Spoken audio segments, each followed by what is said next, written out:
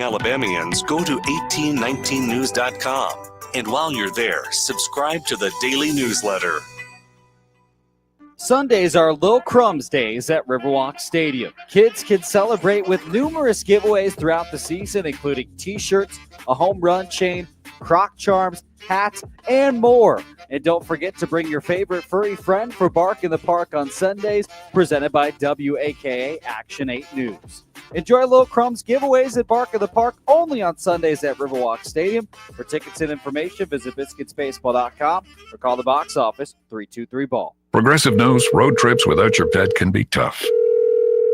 Hi, this is Next Stop Dog Boarding. Hi, it's Scott again. How's Squeaks doing? You can tell if he's stressed by his eyebrows. Oh, and his breathing should sound like this. Scott, Squeaks is exactly the same as last time you called. Okay, let's talk in 20 to see if anything's changed. With Progressive, your pet is covered up to $1,000 in vet bills in case of a car accident. So next time, you can take your pet with you. Progressive Casualty Insurance Company and affiliates, not available in all states. Coverage for dogs and cats is included with the purchase of collision coverage and subject to policy terms. Febreze. As a rideshare driver, I love keeping my car smelling fresh and clean. So when I'm driving, I only trust Febreze car vent clips, featuring 3 distinct intensity settings, because it's that little touch that sets me apart. I can turn the intensity down for subtle freshness, or I can turn it up for when I want lots of scent. So whether it's set to low, medium, or high, with Febreze car, I know my car's going to smell amazing. Which keeps my driver rating right where it belongs. Picking up, Oscar! The views and opinions of the following program are solely those of the host and other contributors. These do not necessarily represent those of Liberty Acquisitions 825, Blue Water Broadcasting, its management, staff, or any advertisers.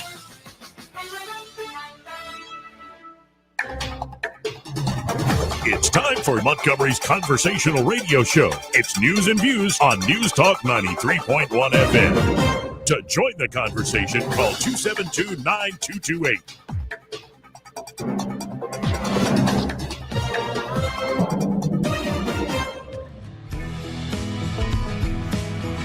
Country. We live in the southeast. We drink sweet tea. We don't drink socialist Kool-Aid. Yeah. This is how you conduct yourself in a democracy. I'm a better looking person than Kamala. Oh, welcome into the program, and what a mess. The Democratic Party, the Democrat Party, that's how they like it said. What an absolute mess. Can't get anything right. You'd think with this whole big breakup of Trump and Elon Musk, and by the way, it's like he had an episode or something. Shocking, I know. We'll get to all that. But it should be a good show today. Joining me here in the studio, we have Eddie Bader and the auditor of the great state of Alabama. He's running to be your next Secretary of State, Andrew Sorrell. How you two gentlemen doing? Pretty good, man. Good to be with you. You know, Elon is on meds. Oh, yeah. You got to wonder which ones. Like, how much ketamine do you need? Yeah. That's the one everybody keeps throwing out there. But I want to begin there because last week ended with this bang, I guess, on Thursday afternoon into Friday. It's like this huge, nasty breakup. Mm-hmm. Elon accuses Trump of being on the Epstein list. Well, he's now since deleted that tweet. And then J.D. Vance and Kash Patel, Kash is on Rogan, J.D. Vance is on Theo Von's podcast, as all this starts happening on Twitter. So in real time, you're seeing them react. And as the temperature started to come down, Trump doing the classic rich guy move. Well, I don't want a relationship with him, but I wish him well. I wish him well. Vance saying, if we just bring down the temperature, I think it's going to be fine. Elon commented saying, cool. Yeah. Okay, I'll react to that. Since then, with all the craziness in Los Angeles, Elon's been retweeting all of Trump's posts, putting the American flag on it and stuff. And he put out this one in particular that just has me rolling. It's a tweet from Elon saying, quote, "It's outrageous how much character assassination has been directed at me, especially by me." So I don't know. A lot of people are like, oh, we predict this and stuff, but it seems like it was just an episode. And like everybody's moving on now. I get a text from my best friend Thursday afternoon, and all it is a screenshot of what Elon said about Epstein and Trump. And I was like, what is happening? My first thought was, there's no way this is real. Then I went to Elon's Twitter. No, it's real. And I was like, okay, well, what's going on here? And then my next thought was, no, if this was real, Biden would have told us about this already. That's my thought. Right. And then Elon start talking about, let's do an America party where it's a third party. And you have all these folks like, don't do it. Don't do it. By the way, my favorite thing, and this is just how this weird world we live in with especially X works, is an account called Alaska something with 100 followers. Like nobody knows who this person is.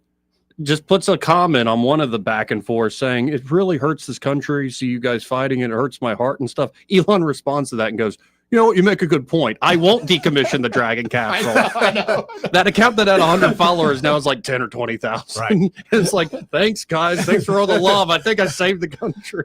And it's stuff like that where you're like, and I think Elon posted this just yesterday, the most entertaining outcome is the most likely. So I think he definitely had something going on. Wasn't some of the drama that Elon wanted a specific person heading up NASA and Trump didn't want that person? Jarek Isaacman. Yeah. And they said that I think Eisman would have been great for the job, but they said he had donated to Democrats not that long ago. I'm like, that's most of the tech bros you brought in. I don't know why you're singling out this guy in particular. Right. And what, Trump was donating to Democrats all the way up until like 2015 when he ran. We have RFK in the administration. Right.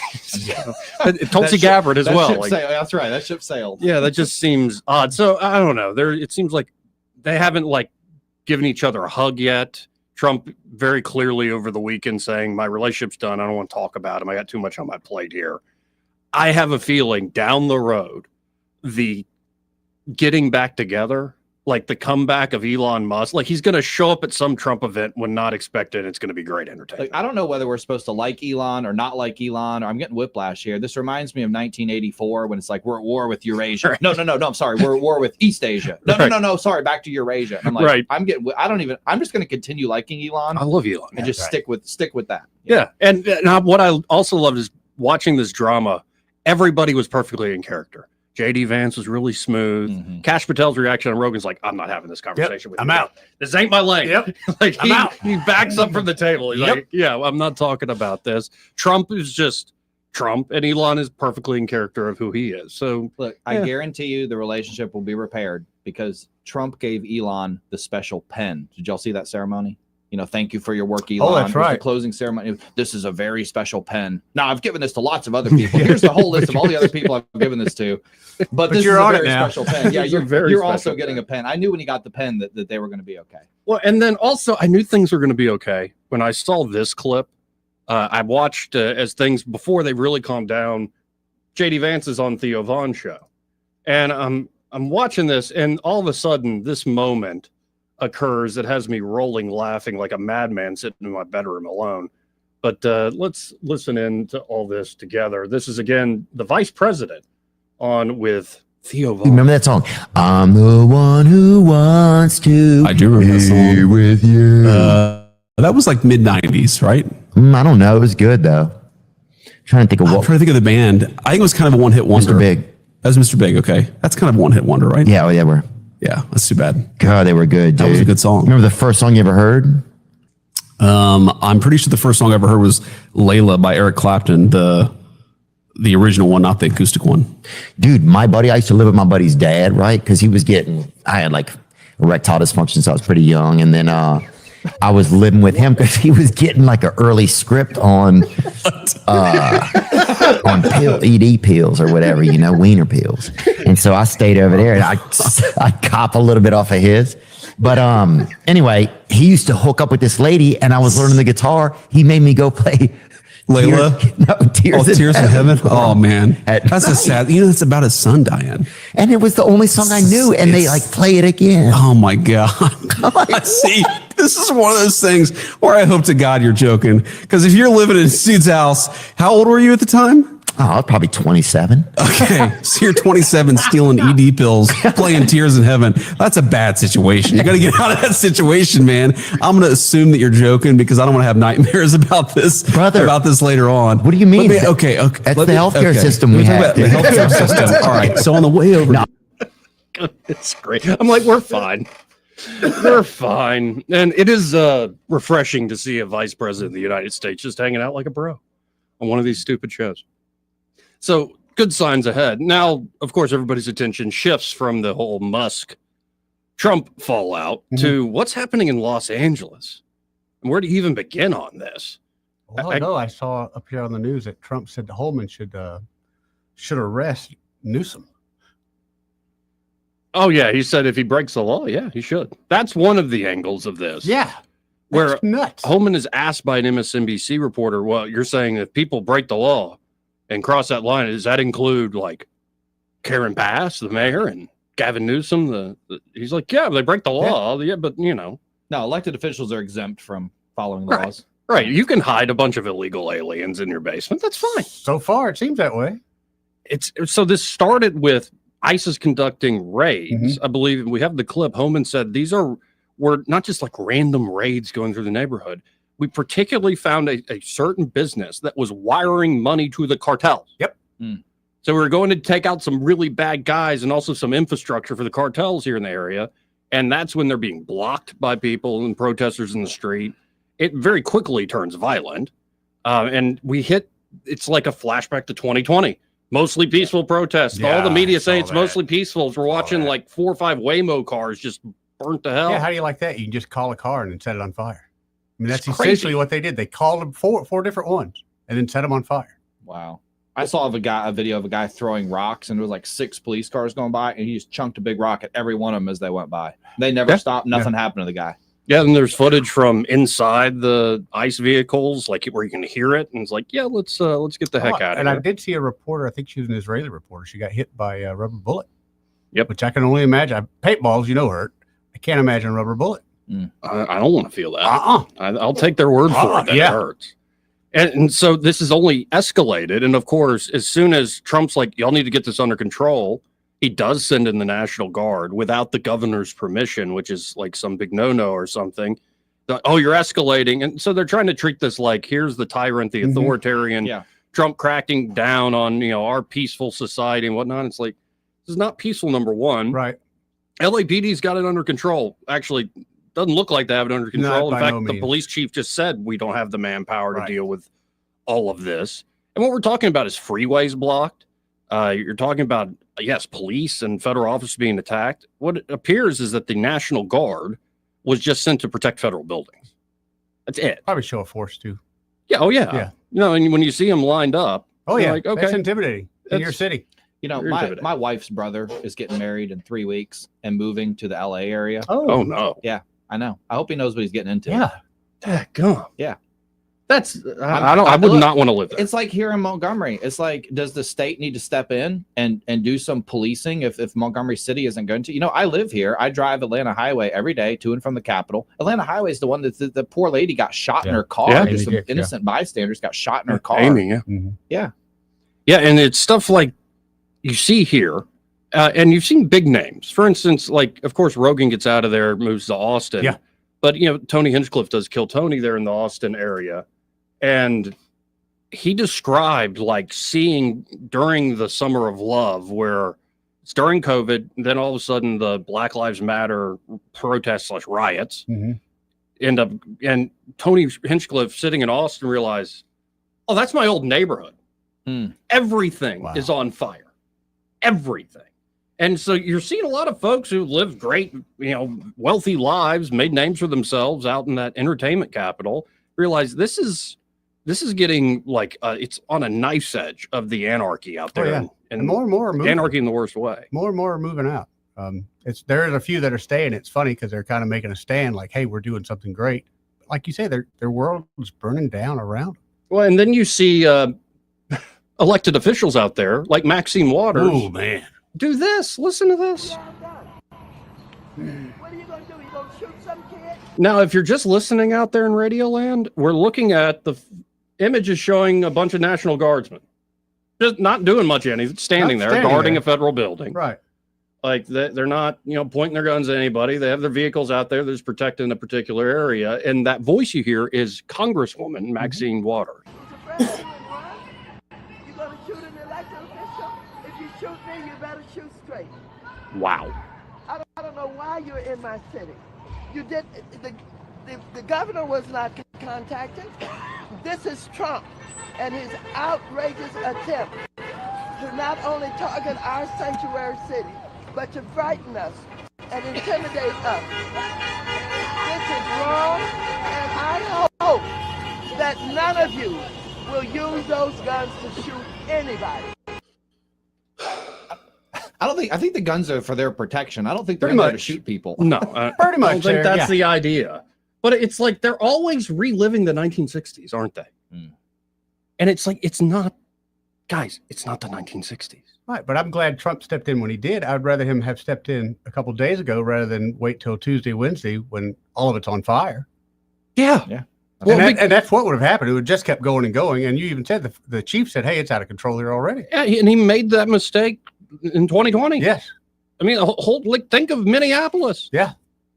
And so many other areas. What's wrong with trying to nip it in the bud? And what's so counterintuitive, if you send men who are truly trained with weapons, with vehicles, armored vehicles, people tend to stop. Right. You don't even have to use those vehicles or those guns. Like that, It's just a show show of of force. force is Yeah. like, okay, we're not playing anymore. This is not not worth it. even riot police anymore. And so if you nip it in the bud, but you have Gavin Newsom, as well as the mayor of Los Angeles, Karen Bass. What a piece of work she you is. ain't kidding.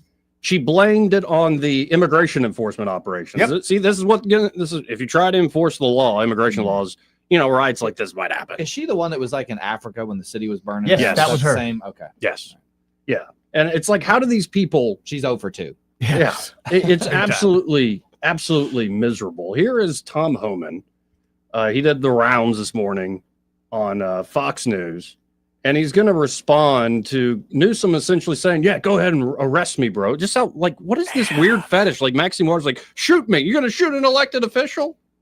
Go ahead and arrest me if you're going to do it. We had a Democrat on the floor of the Alabama House that did the same thing. She would go in there and she would be so provocative. She would try to get arrested. She would try to get the speaker to have her pulled out of the chamber. I just don't get what they get from that. Well, it's like headlines. Well, but you look like an idiot in front of everyone. And During look, that joint session when Representative Al Green stood up and shut up. And he's pointing the cane in there. It's like, how this is crazy. It's like, no, you're acting like an ass. Yeah. We're going to remove you from the building. Come on, sir. That was handled very well. Yeah. Yes. So here is Homan on Fox News earlier today. Been leading these operations. And so instead of criticizing the people that are attacking our agents, you got Gavin Newsom, who has called for you to arrest him, and you got Maxine Waters, who is going after the National Guard. Watch this. He's a tough guy. Why doesn't he do that? He knows where to find me. The hell is this guy? Come after me, arrest me. Let's just get it over with. Wow. Tough guy. I don't give a damn. But I care about my community, and I'm sorry to be so clear, but that kind of bloviating is exhausting. So, Tom, arrest me. What are you going to do? You going to shoot some kid? He's afraid of you and run? You going to shoot an elected official? If you shoot me, you better shoot straight. I don't know why you're in my city. You did. The governor was not contacted. Tom, what's your response? Well, first of all, it's just ridiculous. That reporter from SMBC, he's a joke. He's a dishonest reporter. What we discussed was, for those protesters that cross the line, I've said it many times, you can protest, you get your First Amendment rights. But when you cross that line, you put hands on an ICE officer or you destroy property, or I say that you're impede law enforcement or you're knowingly harboring concealing illegal alien, that's a crime. And the Trump administration is not going to tolerate it. You cross that line, we're going to seek prosecution in the Department of Justice. Then the reporter asked me, well, could Governor Newsom or Mayor Bass be arrested? I said, well, no one's above the law. If they cross the line and commit a crime, absolutely they can. So there was no discussion about arresting Newsom. And so, what he's done, he's failed that state. He waited 2 days of that city burning and people getting hurt, officers being assaulted before he made any declaration of an unlawful assembly. He's late to the game. President Trump isn't late to the game. Men and women of ICE are not late to the game. And let's make this clear. I keep hearing this term ICE raids, ICE raids. What happened with how this riot started is that ICE was serving a series of criminal warrants at a business being investigated for money laundering, customs fraud, and serious violations on sending money to criminal cartels that in Colombia and Mexico that fund criminal cartel activities in the United States. It's part of an overall conspiracy that ICE is investigating. So we're arresting bad people. We were enforcing laws and following up on a serious criminal investigation on cartel financing. So that's exactly what ICE did. And ICE took a lot of bad people off the street that day. We arrested a sexual predator, arrested gang members, arrested somebody that had an armed robbery conviction. So we made LA safer. The men and women at ICE, the men and women at the Border Patrol made LA safer that day. But you're not hearing any of this. All you hear is a rhetoric about ICE being racist, about ICE being Nazis and terrorists. And Governor Newsom feeds that. Just like Hakeem Jeffrey feeds it, that he's going to unmask ICE agents. And the members of Congress who keep feeding this rhetoric, they're the ones that are causing this riot because they don't listen to the truth about what the men and women at ICE are doing. I mean, and we've gotten wise to this. The thing is, most people in this country agree with what Tom Homan just said. Yep. Most people agree with Trump's agenda here.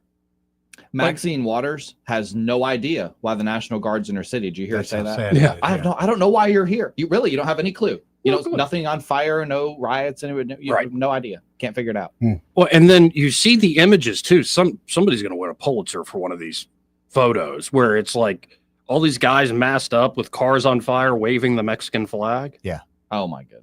And then on top of that, I got the clip, but I won't play it. She's speaking Spanish, but it's the president of Mexico saying we essentially need to mobilize, especially because of this new tax coming our way. Mm-hmm. Yes, we just learned through the Mexican president as part of the big, beautiful bill, they're going to have a 3.5% tax on remittances. Yep. Wow. To help fund more, say, ICE operations and border operations. And she says something to the effect of, we're not going to let our fellow compatriots have to stand for this. I'm like, wait. Yeah.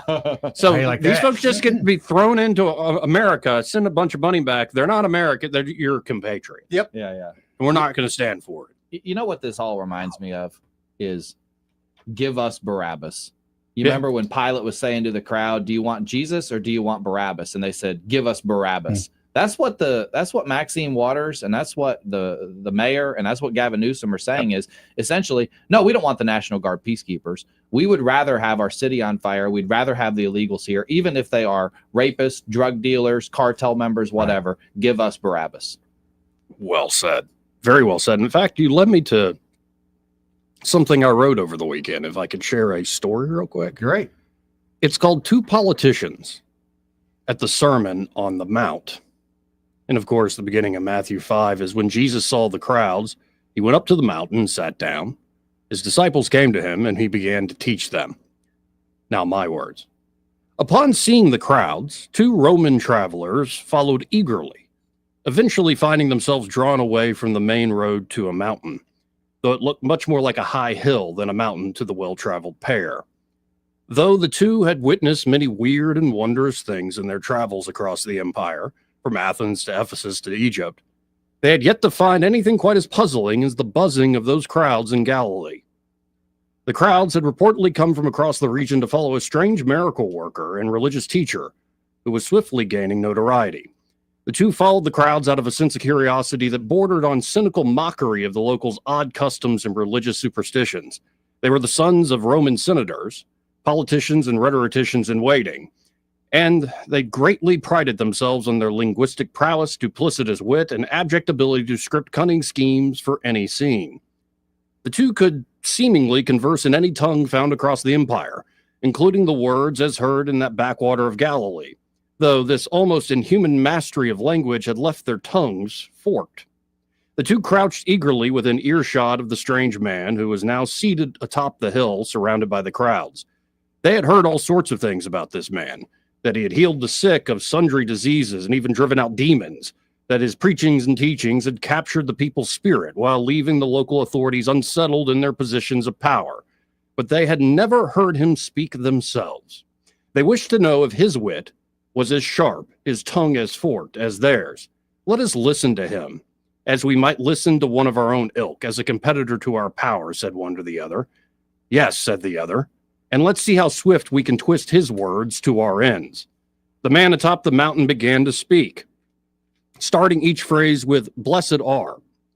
Yet the two were so swift to twist his words that they ended up hearing a completely different sermon than the rest of the crowd, whispering warped retorts in response to the calls of the blessed. Here is the sermon that only those two heard. Blessed are the poor in spirit, for their deprivation will breed a dependency to our rule. Blessed are those who mourn, for they will seek solace in our plenary promises, privilege, and pleasure. Blessed are the meek. Their timidity will make them easy prey to our manipulations and machinations to usurp the earth. Blessed are those who hunger and thirst for righteousness, for they will consume our counterfeits in their zeal and swallow ideals to our ends. Blessed are the merciful, for they are ripe to be exploited when we ask for their forgiveness with no intention of repentance. Blessed are the pure in heart, for they are so naive as to never see the traps we set for them in the shadows. Blessed are the peacemakers, for they will become as soft as clay to be molded and baked in the fire and discord of our next war. Blessed are those who are persecuted because of righteousness, for their suffering will serve as a wedge to drive others to fall on their bellies to the promise of our rule. Blessed are you when people insult you, persecute you, and falsely say all kinds of evil against you because of me, for their pride in him will harden their hearts enough to join in our rebellion. Now that was too easy, whispered one to the other. They had stopped listening to the sermon altogether at that point, too preoccupied with flattering themselves and mocking the Man on the Mount. This so-called teacher speaks like a child, they hissed. How unsophisticated, how quaint. He's no threat to the whip of our tongues. The fool has no clue what's coming next, too. We've seen this sort of thing play out before. Today he sits atop that high hill preaching to an admiring crowd, but eventually his rise will be met with a nasty fall. Hubris always invites nemesis. You're right. There are much sharper tongues than his, too, especially in Jerusalem. Soon enough, someone will prick the crowd against him, though their tongue will no doubt be dull compared to what ours could do. Dull indeed. He's lucky we've only been twisting his words with whispers for our own amusement. With our rhetoric, with our tricks, we could probably whip up this very crowd right now into a mob calling for the governor to crucify him. Ha, now that's a wretched idea. Let's be on our way then. Let him pray that our paths don't cross again. The two slithered away from the crowd, never having heard the sermon of the Man on the Mount. They were much too pleased with their own cleverness to have heard a word of what was actually said. They returned to the main road and headed south towards Judea. We'll be right back. He may not know whether he's coming or going, but whether you're going to work or coming home, Greg Budell is there. Mornings, 6 till 9, and afternoons, 3 till 6. Only on News Talk 93.1 FM, WACV. This is David Ernest from the Health and Wealth Show. We like to cut up and have fun, maybe poke a little fun at some politicians. But we don't take ourselves too seriously. One thing we do take seriously is your personal finances and your plans for retirement. You can tell by listening, we're a little different. Yeah, we like to have a good time on the radio, but we're dead serious about your financial future and helping you achieve your goals. At Ernest Financial, we're committed to giving you the attention you need. We don't treat you like a number. You're way more important to us. At Ernest Financial, it's about helping you today and preparing you for tomorrow. People call us who are on the verge of retirement, and they know they need a plan for the future. No matter where you are in life, Ernest Financial will help guide your every step towards retirement. Give us a call and let us show you what our individual customer attention can do for your future. Concerned about your retirement? Call David Ernest toll-free at 833-596-7233. That's 833-596-SAFE. For too long, Alabama's statewide news companies have shamed us for our conservative Christian values. Alabama deserves a news company that cherishes our culture, a company that isn't bought and paid for by the powers that be. 1819 News is that company. Run by Alabamians for Alabamians, 1819 News celebrates what is good and beautiful about our state, while exposing those who work against our values in secret. Just go to 1819news.com to learn more. Subscribe to our newsletter. That's 1819news.com. Since 1966, Alabama Sheriff's Youth Ranches has been more than just a place to stay. It's been a place to belong. For children facing hardships through no fault of their own, our ranches provide more than shelter. We offer a warm home, a loving family, and a future filled with hope. With open arms, we welcome these young hearts, giving them the love, structure, and guidance they need to heal, grow, and thrive in a warm Christian environment. Together, we can give Alabama's children the chance they deserve, a chance to dream, to succeed, and to feel truly cherished. Every donation stays within Alabama, directly impacting the lives of the children who need it most. Join us in making a difference. Visit AlabamaSheriff'sYouthRanches.org. Follow us on Facebook and Instagram, and download our app from your app store. We'd be honored to have you as a part of our mission to lift up Alabama's youth. And remember this, It's easier to build boys and girls than to repair men and women. Rich Thomas Weather, a service of Wiley Sanders Truck Lines, where over-the-road dump truck drivers are needed right now. Home twice a week and every weekend, must leave early on Sunday with Blue Cross Blue Shield. Call them now at 855-777-9785. Rich Thomas Weather. Weather, in a word, for the week ahead would be unsettled. It'll be wet and stormy at times. Showers and thunderstorms at times today, tonight, and Tuesday. Locally heavy downpours. And we're in a level 2 severe weather risk today, which means some of the storms could have damaging wind gusts. We'll be in the 80s today and tomorrow, and low tonight down to about 70. Our weather app will keep you on top of the action with instant push notifications for severe weather alerts, plus radar and future radar. It's free in the App Store. Just search Rich Thomas Weather.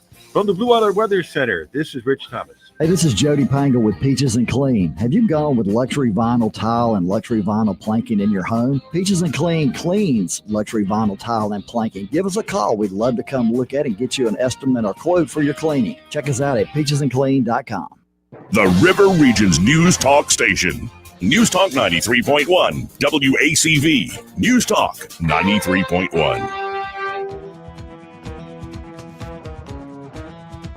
Welcome back. And we're going to do a little test here. I mean, but how you doing today, Andrew Sorrell? Doing good. And yes, I hear my microphone much better. We're good. Awesome. We're good. Okay. Very good. Thanks, Craig. Thank you, Craig. And man, so much to get to today. Coming up in the next hour, I really want to open things up because you're not only the auditor here for the great state of Alabama, have been for a few years now, you're running to be Secretary of State. The leading candidate for Secretary of State. You are the leading candidate. No, you are raising money like crazy, dude. Oh, well, thank you. I appreciate that. But just for the audience's clarification, I am the only candidate. So but not to lay out all the secrets. Yeah, but you're so good. Everybody's like, I don't know if that's the lane for me. Maybe lieutenant governor, maybe head of PSC or something like that. No, listen, I tell you, in all honesty, I am blessed to be in this race by myself for 9 months. It has been fantastic. And there will be an opponent at some point, but having a 9-month head start is really invaluable. And before we get into the issues, how much money have you raised? Well, I raised $50,000 in 12 days, which was an initial fundraising record for a Secretary of State's report. The last two successful Secretary of State candidates, one of them raised $13,000 in their initial report, and the other one raised $38,000 in their initial report. So yeah, I'm on pace to and again, not trying to pat myself on back here, but I did it in 12 days, and they had a month. Yeah, so our fundraising started May 19th. So, but I think just what that shows is that my donor base is fired up about my platform. And I touched base with them before I jumped in this race. You got to be careful. You can't ask for money. But I wanted to know, are you going to support me? Because if you call and say, I'm running for Secretary of State, and your donors say, wouldn't recommend that, you got to rethink it. Yeah. You got to rethink it. Especially some of these folks obviously become like friends and and you trust you and you trust them. And like, well, if they want what's best for you. Right. And if I'd have called and said, I'm running for governor, they'd have said, no, don't do that. No one's beating Tommy Tuberville for governor. But when I told them I was running for Secretary of State, man, they were all in. They said, do it now. Here.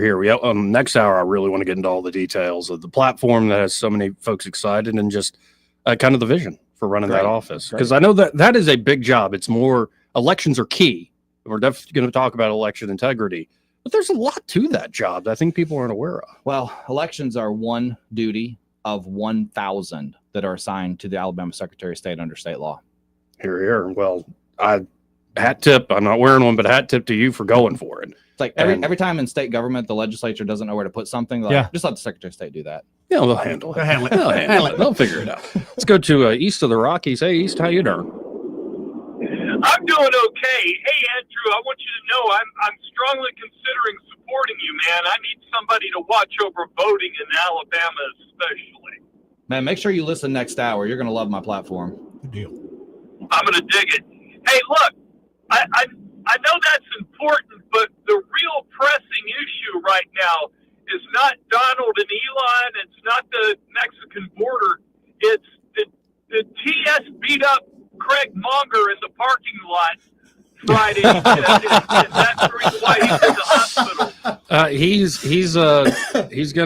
think he's heading home. He's gonna recover. Y'all though say an extra prayer. Definitely say a prayer for him. Maybe even just a prayer of thanks. It's quite an accident that he posted. Everybody can see the massive scar there and stitching he needed on his forearm. He'll be very proud of that too when it's done. Oh, sure. Well, and he was like in the middle of this awful affair. What did he say? The doctor said I had to stay longer. He'd never seen such an impressive unit. Yep. Like, I don't think I've ever called myself a unit, but maybe if I work out as hard as Craig, I can. That's right. But yeah, they'll say another Unit or prayer. eunuch? Look, he cut his arm. I was struggling all weekend after I saw the photo. I was thinking either TS got him or he had a run in with his chicken, you know. And it was just. But I like the kid. You know, he aggravates people, but it's fun. You know, I enjoy listening to him. Great guy. He's one of the best reporters in this state. We need him to heal up and get back on the trail. That's right. Yes, sir. Andrew, though, I am very squarely interested in your campaign, and I'm looking forward to hearing some good things. Well, man, I want to earn your vote. So if you're serious about election integrity, you're going to love what I stand for. And unlike other politicians, I'll actually do the things I say I'm going to do. So nice. Stay tuned. I think so. I dig it. All right, you guys have a great day and a good week. Appreciate it. Let's go to line 3. You're on there. Who's this? It's Clint. Hey, Clint. How are you doing? I'm doing. This young man running for Secretary of State. Yes, sir. Yes, sir. Andrew Sorrell. Don't call me sir, please. Okay, dude. Call me Clint. All right, Clint. What do you plan to get accomplished? You know, we've had quite a few Secretary of States, but I'm going to listen to you in the next hour and see what your plan is.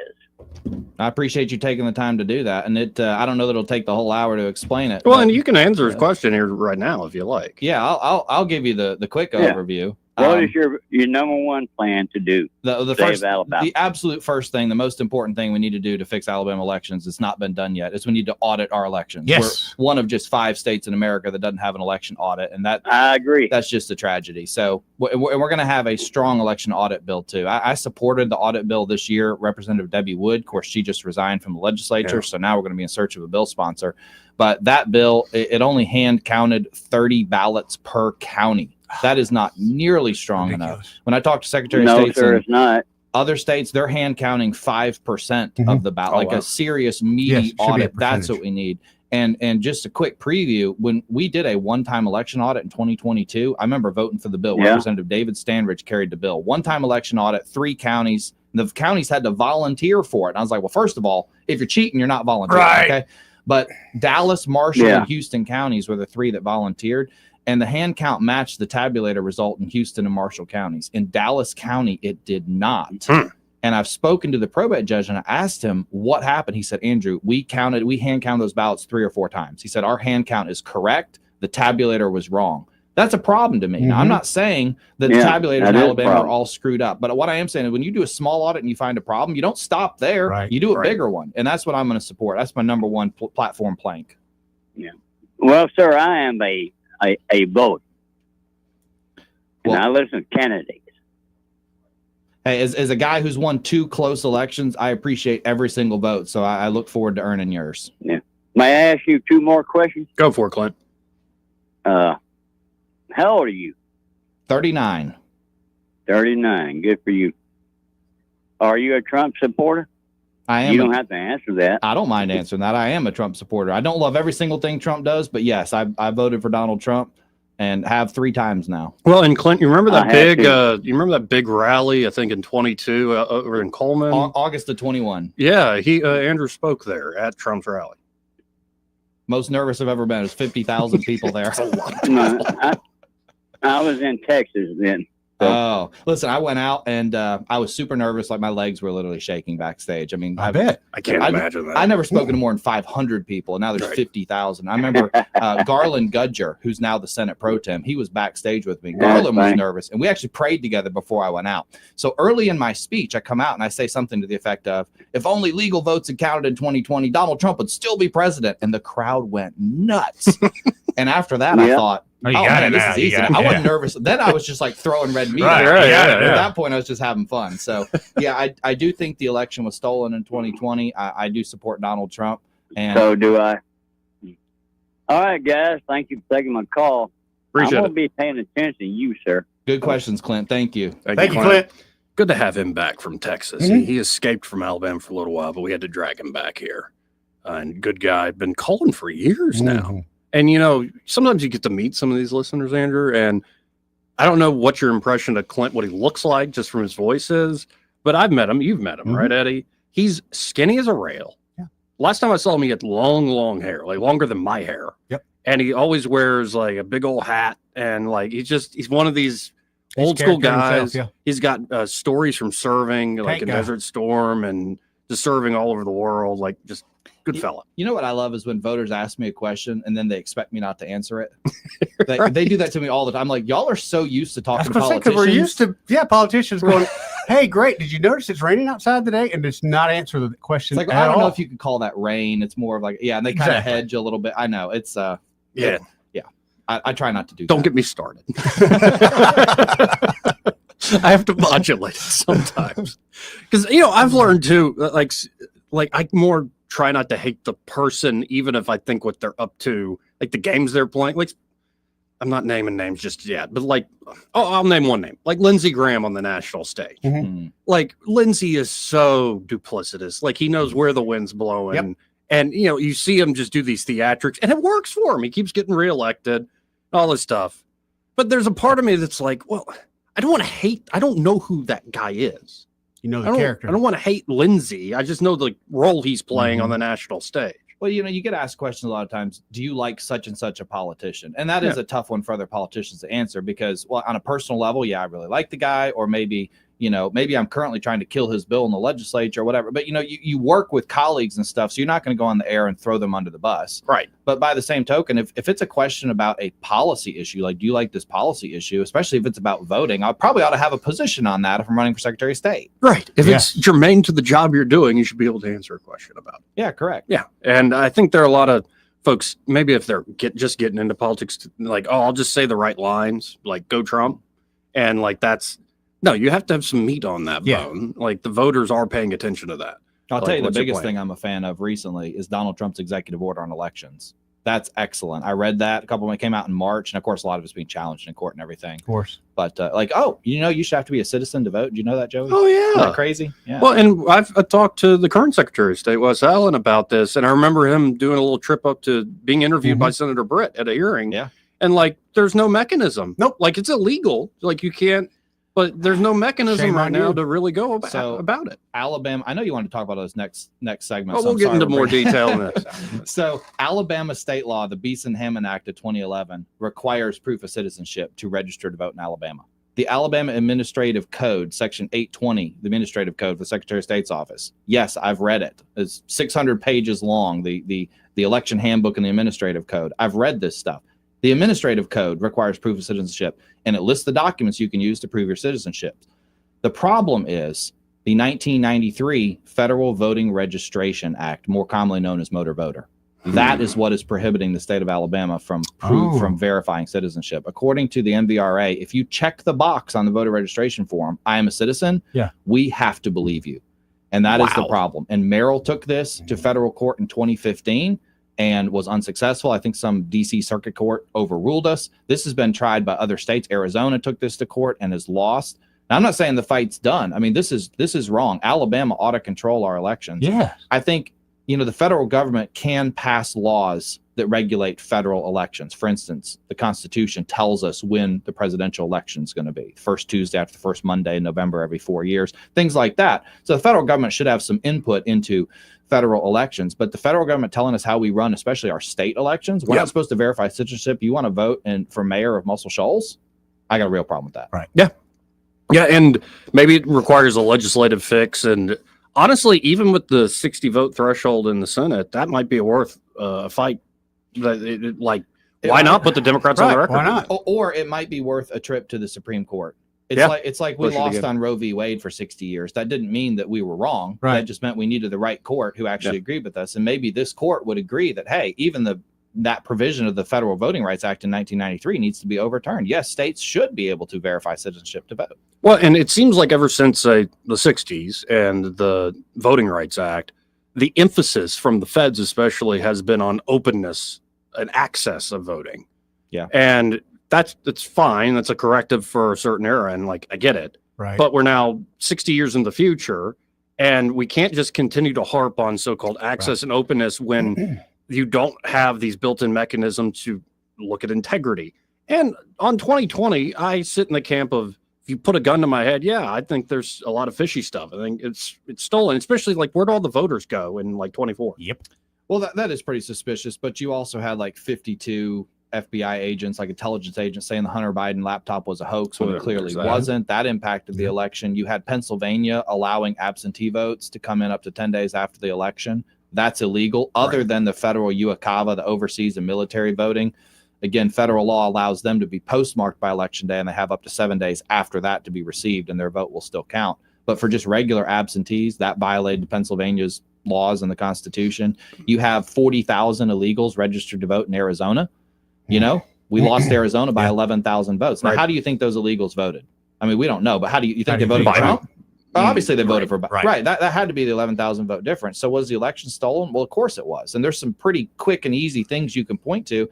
And by the way, the three things I pointed out, I'm just quoting Donald Trump. That's what Donald Trump said on Joe Rogan's interview when Joe Rogan asked him, say, you keep saying the election's stolen. What do you mean by that? Those are three things that he named. Well, and before this became a hot controversy and like a real thing people had to argue over, before it was, this like red hot thing, there were plenty of great reviews of like voting systems in our country and around the world. And a very key one is like, you don't do mass mail out voting. Right. Like that just, it really, and it doesn't take much study at all to think that through. Of course, that's ripe for fraud. They say that 90% of the election fraud is in absentees. So absentees are done usually through the mail. And so, if you do a mass mail out of ballots, you're going to invite fraud. If you have ballot drop boxes, you're going to invite fraud. Exactly. My line since December of 2020, as the argument started, was, they stole it fair and square. And it's a great litmus test, especially with my family. Like, I don't know who's going to get angry with it because it's like such a stupid line. And I was surprised. My liberal uncle, the editor of the Orlando Sentinel, time just started laughing. And then my more Republican uncle, the investment banker, lives in Charlotte's like, what do you mean? You got to back that up. I'm like you voted Republican. God. We just had a Democrat county commissioner in Clay County convicted. And what he was doing is buying people's absentee ballots, bubbling in his own name and mailing them back in.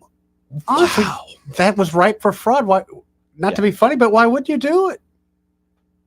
It's so ripe for fraud. Because it's wrong. And here's, of course, but we're human. This is another point we've got to bring up, though. The election audit bill that, again, I support. I'm going to support an election audit bill. I'm not going to be opposed to that. I mean, it was a step in the right direction. Oh, yeah. But the election audit bill only audited the generals. Well, in Alabama, 90% of the races are decided in the primaries, right? About 60% are going to be whoever the Republican nominee is wins. 30% is going to be whoever the Democrat nominee is wins. And then 10% are going to be true swing races. You don't know who's going to win, like my race for state house back in 2018, which thankfully fell my way. But if 90% of the races are decided in the primary, why are we only auditing the generals? Right. And like, if you're going to cheat in elections in the state, you don't do it on like a Senate election, like for United States Senate or the presidency. It'd be hard to swing. Yeah. Like it's so much built in such a huge margin, but you're talking about a state Senate seat or state rep seat or Clay County Commission District 2. Or, right. Where, it's what, a few thousand people voting? I think a couple grand. At most 2,000 people vote. Yeah, you swing 100 votes, you win the race. Yeah. All right. And hardly anybody's paying attention often to that unless you're in Clay County. Yeah. And so it's stuff like that I think you're spot on. Now I've got to hit another break. First, this part of the program brought to you by Pest Pro Services. You work with them, right, Eddie? Oh, quite often. In fact, they came out, I believe it was Friday afternoon, to the Airbnb to take care of any kind of mosquito issues we might have with all this rain. Dude, all this rain, like you can feel everywhere. The heat coming up off the street right now, and mosquitoes love that damp, warm heat. Yes, they are. And I've got guests all summer, and all my guests, I always ask them, any problem with the mosquitoes? No one has any issues with mosquitoes at all. The squirrels that come in around them and I guess irritate them a little bit, they got issues with them, but we'll deal with that. But mosquitoes, bugs, I have no scorpions, Joey, no reports of scorpions, which this time of year, I usually see them this time of year where I'm cleaning up the yard, stuff like that. You'll see them. And you have a bit of a phobia when it comes to the wood scorpion. Well, I just like to kill them right from the get-go, but I'd rather not even see them if it's all the same. Right. You don't even want to have to go through that ugly thing. No, not at all. Well, and this is all because of Pest Pro, folks. They could do year-round basic pest control, protection, of course, annual inspection for termites and protection year-round with that as well. But right now we're in the thick of mosquito season. Yeah, we are. So call them up today at 265-9990. That's 265-9990 to get on a plan with them. And it's not like, hey, they show up once, you got to remember to no, they get on a regular visiting plan, like absolutely 8 times a year, I believe. Absolutely. To make sure those mosquitoes aren't going to trouble you on your own property. You can always learn more at ppsroofregion.com or just search Pest Pro Services on the book of faces. When you want to know, call a pro, Pest Pro Services, and be sure to tell Ashley and that great team that Joey and Eddie, those fellas on the radio, sent you. Want to carry News Talk in your pocket? Download the News Talk 93.1 app from the App Store. Available on iPhone and Android. Never miss a moment. Download now. Hi, I'm Carl Schmidt, naturopath and owner of the Herb Shop Wellness Center and the Pepper Tree Shopping Center. We've used Blue Water Broadcasting for years, and we attribute our results to what they do for us. If you want results with your advertising, call Blue Water. Our advertisers are our biggest advocates. Call us to find out how radio can increase your bottom line. Blue Water Broadcasting. Local folks helping local business. Get ready for bricks to meatballs. Fox tonight. Will Arnett hosts an epic new Lego Masters. It's really beautiful. Let's smash it. Then, Jay Farrow hosts the new season of the Splash Hit Trivia game, The Quiz with Balls, where wrong answers will get you knocked into the pool. That's how we do it! Tonight on Fox 20. Live local talk. The River Region's only 24-hour News Talk FM station. News Talk 93.1 FM WACV.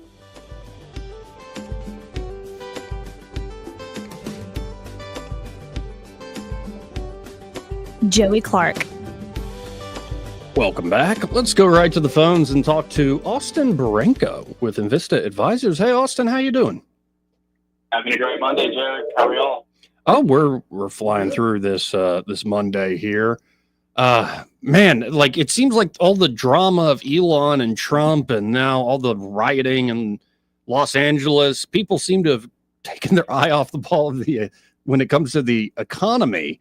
I believe I saw like underlying Fed inflation numbers seem to be heading in the right direction. When you kind of just look at the markets right now in this moment, where are we at? Are we still in kind of the middle and wait and see with all the trade stuff, yada, yada, yada? Yeah. So regarding inflation, I think we had chatted last week. The data was going to come in slightly better than expected, and it came in as expected. I don't think we'll see the Fed make a change in the short term. I do think that there's still the potential for an inflationary scare out there, but it's come down significantly, which is great for those in like the real estate market, particularly, mortgage brokers and people like that are trying to, write more mortgages, and rates should, be coming down according to the data, but it's a lot more complex than that. And so on the inflation stuff, I still think there's a scare out there. I think it's a swift recovery of the market economy over the last month. I mean, we're up 7% in 4 weeks in the market economy. I mean, that wild swings like that don't necessarily point to long-term stability, but more short-term volatility, even if that volatility is to the up, not down. And the Elon Donald stuff over the weekend, holy smokes, I'm not in tune with social media as much as most, but, my wife and many of my friends are, and I got little snippets here and there, but it sounds like that is just an ego war back and forth between, two big personalities, I suppose. It hasn't done, any favors for Tesla stock, but some may argue buy the dip. I don't really play in individual stocks, but that one baffles me, man. I mean, I know they were kind of coming to a head. I didn't expect it to play out in the public eye like that. But you're right. I think a lot of people have taken their eye off the ball. Sometimes that's good for the market. When everyone gets so hyper-focused on the market, just little comments here and there can have wild swings, and that doesn't do any favors for professionals who are looking for longer term outlooks. But, and I think the last thing you mentioned was these riots going on in California. I used to live in San Diego, and a lot of my constituency, that's where our broker is headquartered, is San Diego. And a lot of my colleagues, live and work remotely in LA, and they're just saying this is absurd. They're fed up with it. I'm not, my expertise is not political, Joey, but like the feeling from my colleagues in that part of the country is that stuff is absurd. Yeah. So I don't know what the resolution will be, but as far as the markets go, this morning, all major indices are up. All precious metals, at least the three big ones, gold, copper, silver, are up. And the market has really kind of batted away some of this negativity in the political realm, which is good. You know, we want to ignore that kind of stuff, and it seems like the market shrugged it off no problem. Yeah, we want that sort of robust strength. And I don't know if you caught this, but Elon put out over the weekend, this is quoting Elon Musk, it was a tweet, "It's outrageous how much character assassination has been directed at me, especially by me." So I think Elon is self-aware that he had a bit of an episode these last few days, and he's back to retweeting Trump posts, and Trump's wearing a championship belt from a UFC fight he went to over the weekend. It was like a little episode, it was a 2-part episode in this saga that we're watching. And before I let you go, of course, you and the team there at Invista Advisors can help folks out, not only say traversing these markets and understanding what's going on with the larger economy, but it's a customized financial plan to people wherever they are in life. So this is say across the board approach, right? Yeah, that's right. And, you know, you and I always talk markets, which I enjoy and I think listeners enjoy. But when it comes to the specifics of your financials as a listener, you know, everyone's plan is different. If you don't have a plan, we'll make you one. But that's really where our expertise lies for, you know, anyone that walks through our doors is we'll take a look at your personal life, you know, any big purchases, any big debts, put your kids through college, insurance policies, taking care of retired parents, any of that stuff that affects your financial life. We'll wrap our hands around, put a plan in place, and help you execute the plan as it pertains to investments or insurance or anything in that realm. So, you know, planning forward is our strategy here. So if you don't have a plan, give us a call. And that number to start the conversation, 387-0094. That's 387-0094. And be sure to tell them, hey, you heard Austin on that radio show with Joey. Want to see what y'all can do for me. Appreciate it, Austin.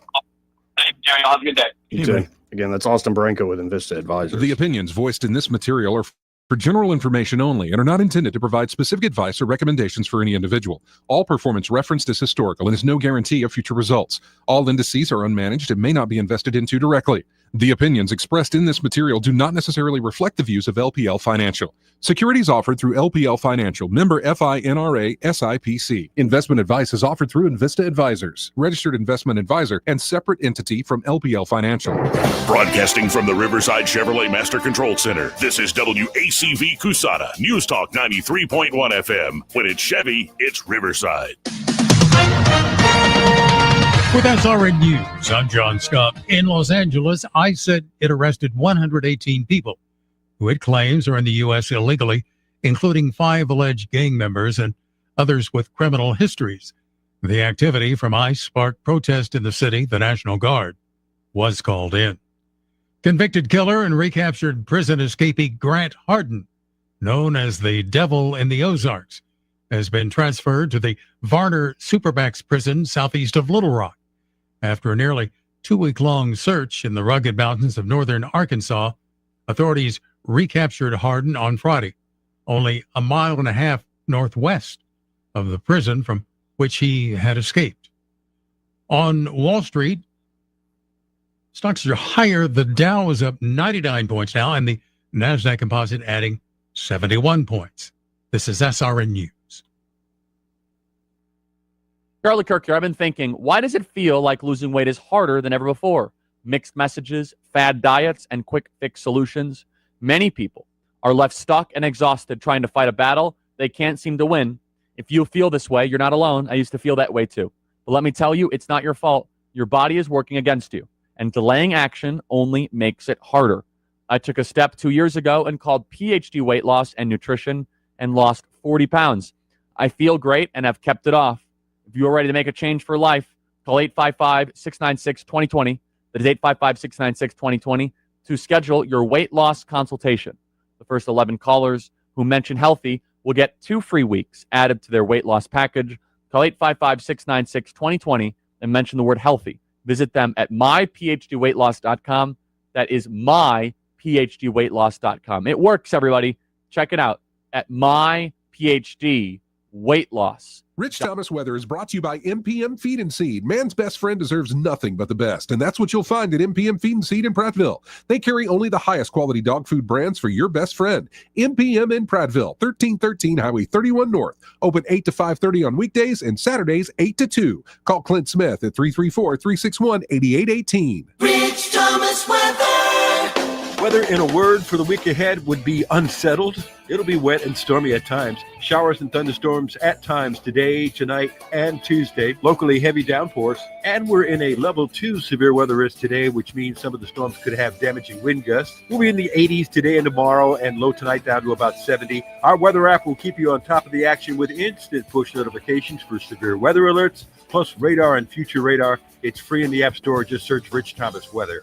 From the Blue Water Weather Center, this is Rich Thomas. Budget Floors and More is your low price leader for everything you need for flooring and DIY flooring installation supplies. For the best prices on luxury vinyl plank, carpet, ceramic tile, flooring installation supplies, and more, shop Budget Floors and More, Hunter Lane across from Del Rey to Publix.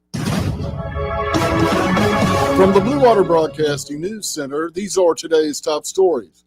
Montgomery police are investigating a Sunday afternoon homicide on Bragg Street. The shooting happened around 5:30 in the Washington Park area near the I-65-85 interchange. The unidentified male victim was taken to an area hospital where he later died from his injuries. No further details, including suspect or motive, were released.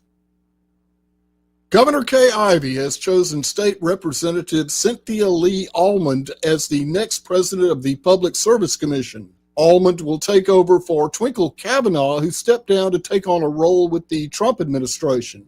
Almond will lead the 3-person PSC board responsible for regulating utilities in Alabama. A warning has been issued to Alabamians concerning a nationwide phishing scam.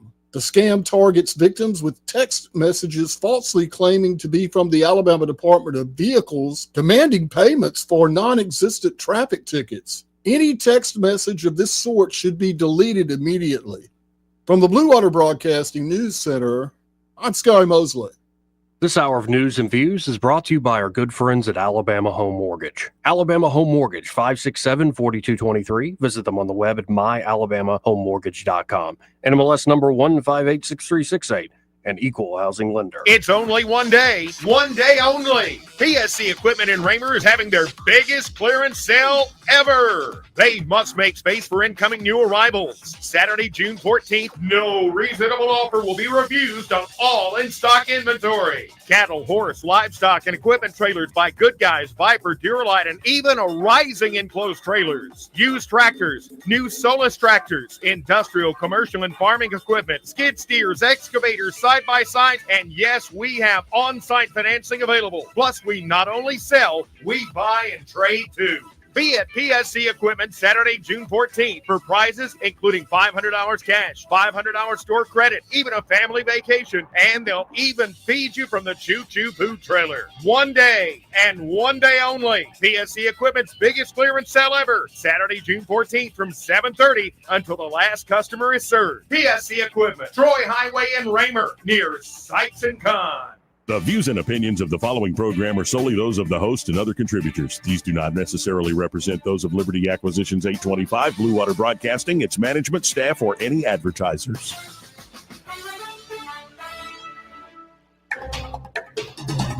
It's time for Montgomery's conversational radio show. It's News and Views on News Talk 93.1 FM. To join the conversation, call 272-9228.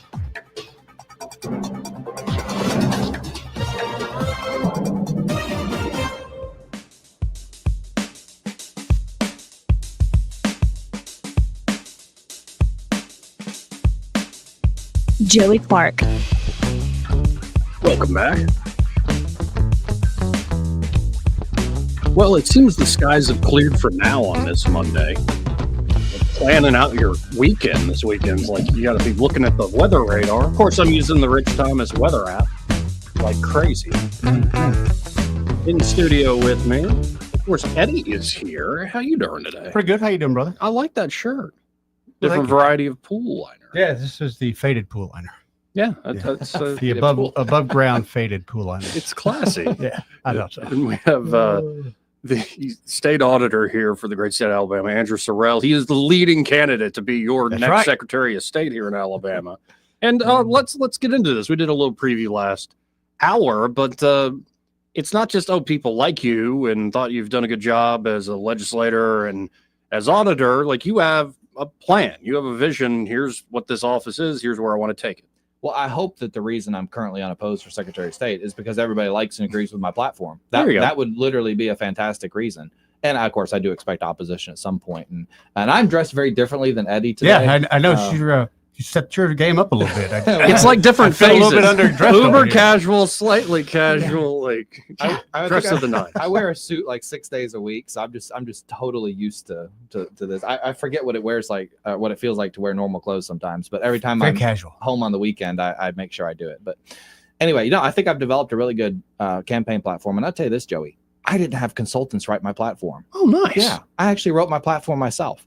Now, no disrespect to people who have consultants write their platform. I've written a lot of people's platforms when I used to run other people's races, but I don't need a consultant to tell me what I believe about elections. So I wrote this platform, and I use campaign consultants, but I use them to help me get elected. I don't use them to tell me what I should believe about how to run Alabama elections, though I'm always open to good suggestions if you have any. Of course.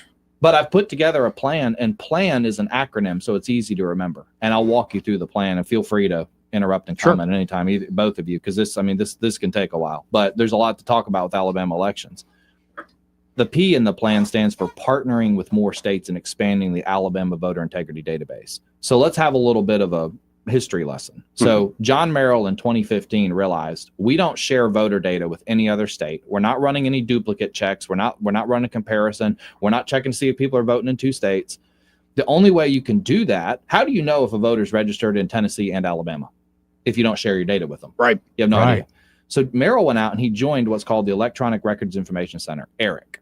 Okay. And ERIC got up, they had 34 member states at one point, and all 34 of those states are sharing data, and they started cleaning the voter rolls up and eliminating duplicates. And in 2019, I think it was Representative Blackshear carried a bill my first year in the legislature, which made it illegal to vote in 2 states at once. Can you believe that for literally 200 years of Alabama's existence, we did not have that law on the books? Wow, that's crazy. And I remember we were debating it on the floor, and one of the Democrats was like, well, is anybody actually doing this? And he said, yeah, we've got evidence at least 6 people have done this. And he said, just 6 people? No, just like, 6, oh, no big deal. It's like, just 6. Yeah. It's like, well, no, I don't know how many have done it in the last 200 years. But anyway, so I vote for the bill. We passed the bill. It's illegal to vote in 2 states, but we didn't know it was happening until Merrill had the idea to get us into ERIC and start swapping voter lists. All right. So when Allen ran, Allen pledged, I'm going to get us out of ERIC, and I'm going to replace it with AVID, the Alabama Voter Integrity Database, which we're going to build ourselves from scratch. Now, the problem with ERIC was that it was started with in part by a grant from Pew Research, which is funded in part by George Soros. So the conservatives were like, what are we doing in this organization? It's partially funded by George Soros. So the conservatives wanted out, and Wes Allen pledged on day one, I'll get us out of ERIC and we'll build our own. And that's what he did. On day one, he sent ERIC a letter. We're withdrawing from ERIC. By the way, something like 6 or 8 other states have also now withdrawn from ERIC. So if you go to ERIC's website now and look, which I've done, there are 25 member states and the District of Columbia. So there's 26 entities in ERIC. 14 of the 26 are Democrat. So, I mean, just me looking at that organization, I would not put us in an organization that the majority vote is Democrat. I would not, especially not if it deals with elections. I'm not a member of the Auditor Society in America, whatever that's called. Right. Yeah. I'm not a member of that. I've heard that they're liberal, so I don't want to join that. I joined the State Financial Officers Foundation instead, which is all Republicans and all conservatives. So I'm going to stick with AVID. Okay. So Wes has begun signing these memorandums of understanding, MOUs, with other states. And last week he just signed Virginia, which is the 10th state that we're now partnered with. So there's 11 of us now. So we're rebuilding basically ERIC. We're rebuilding that.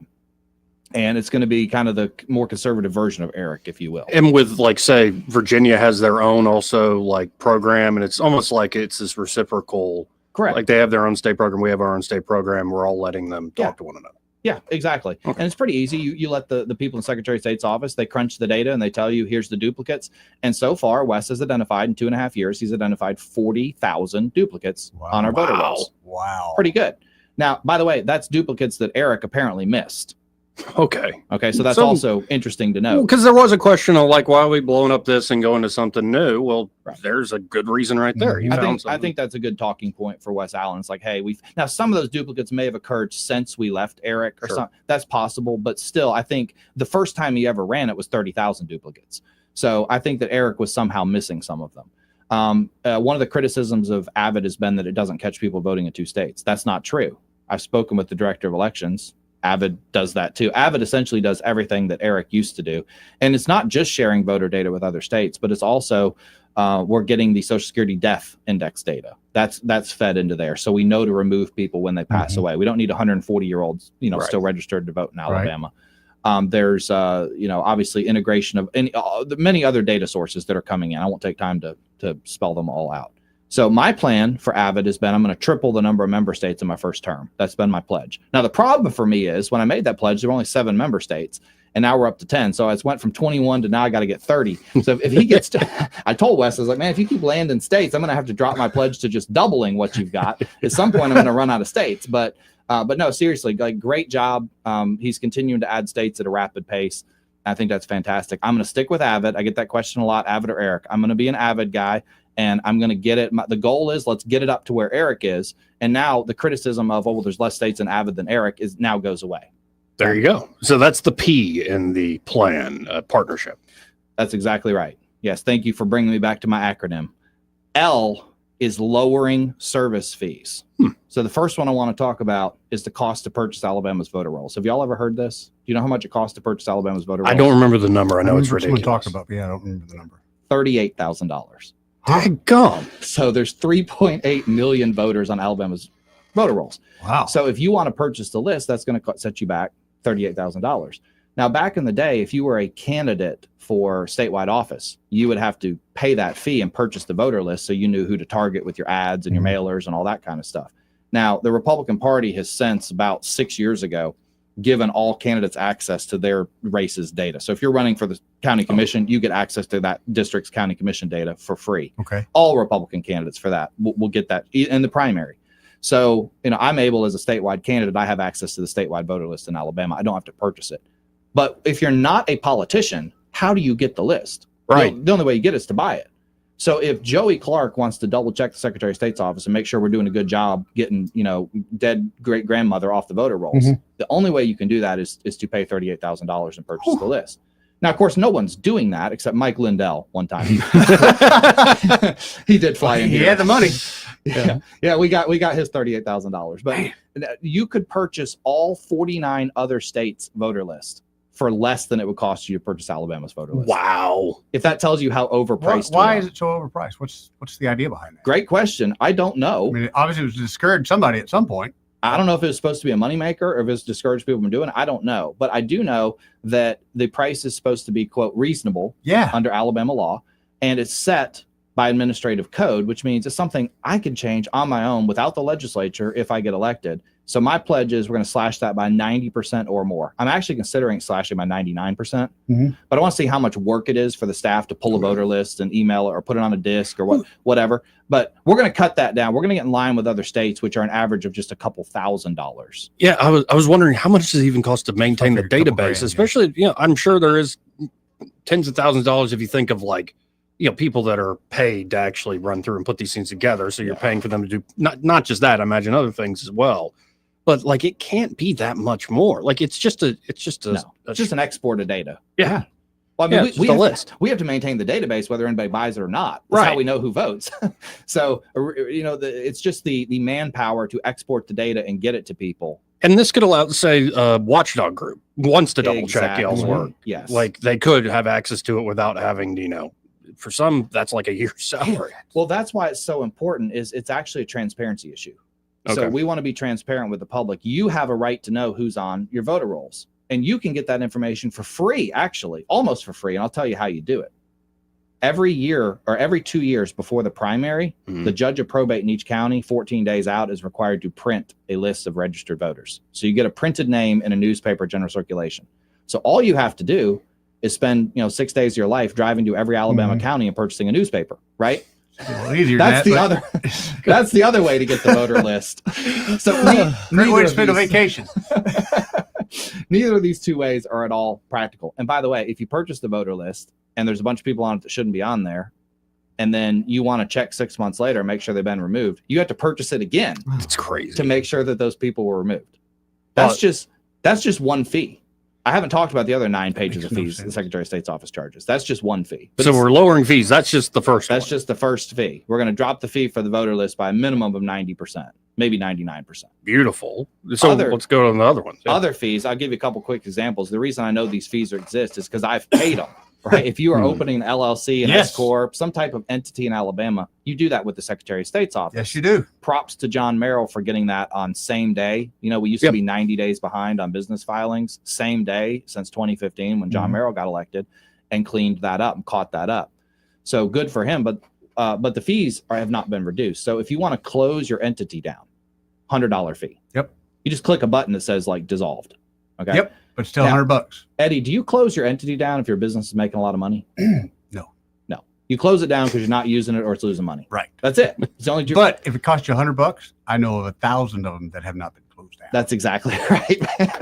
I'm telling you, I'm sorry. So it's still on the books like it's an operating business, but it's exactly not. Right. Wow. If I'm closing down, I don't have $100 to announce to the world that I'm closing down. Yes. Very true. Very true. Entities are on the books for that reason. And this one too, updating your business's registered agent. So a simple name and address change is all it is. Yeah. $100 fee. Now, I'm not gonna say who this is. I don't want to get the person in trouble. But I had a business owner that's a friend of mine tell me, he said, "Oh yeah," I said, "I need to update my registered agent, but I'm not paying." But not gonna do it. That's right. I know a lot of them. Yeah, just out of the principle of the matter. Yeah. And I said, just out of curiosity, if the fee was $10, would you update it? He's like, "Yeah, I'd update Probably it for $10." that. Yeah. I said, "Okay, that fee's gonna be $10. There you go. Whatever the number is to where Right, to people get are people actually to gonna report it. comply. Yes. We're not going to we don't have the manpower to go police you updating your business's registered agent over $100 fee. Right. Come on.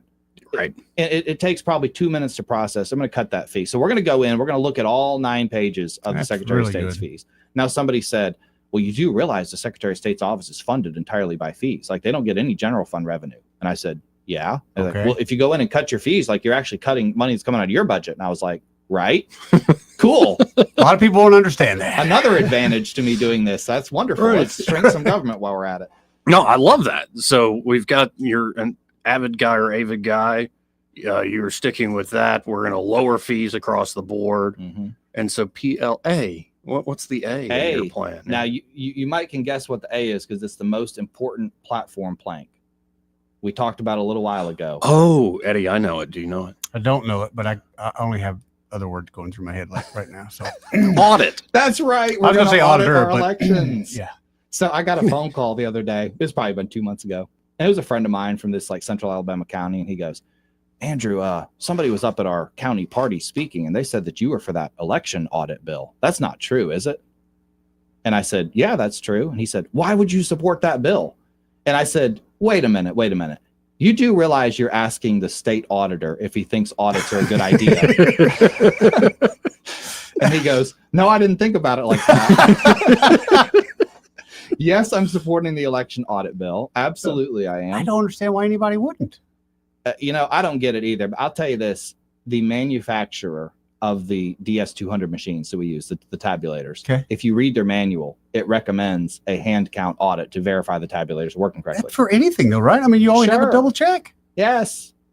Any machine, you have to check and make sure. If you got a machine running, stamping out parts, you have a quality control. You have a QC person. That's right. Absolutely. You got to check a few parts every now and then, make sure that they're not messed up. And by the way, if you find a couple messed up parts, what do? You stop. You stop and you go fix it.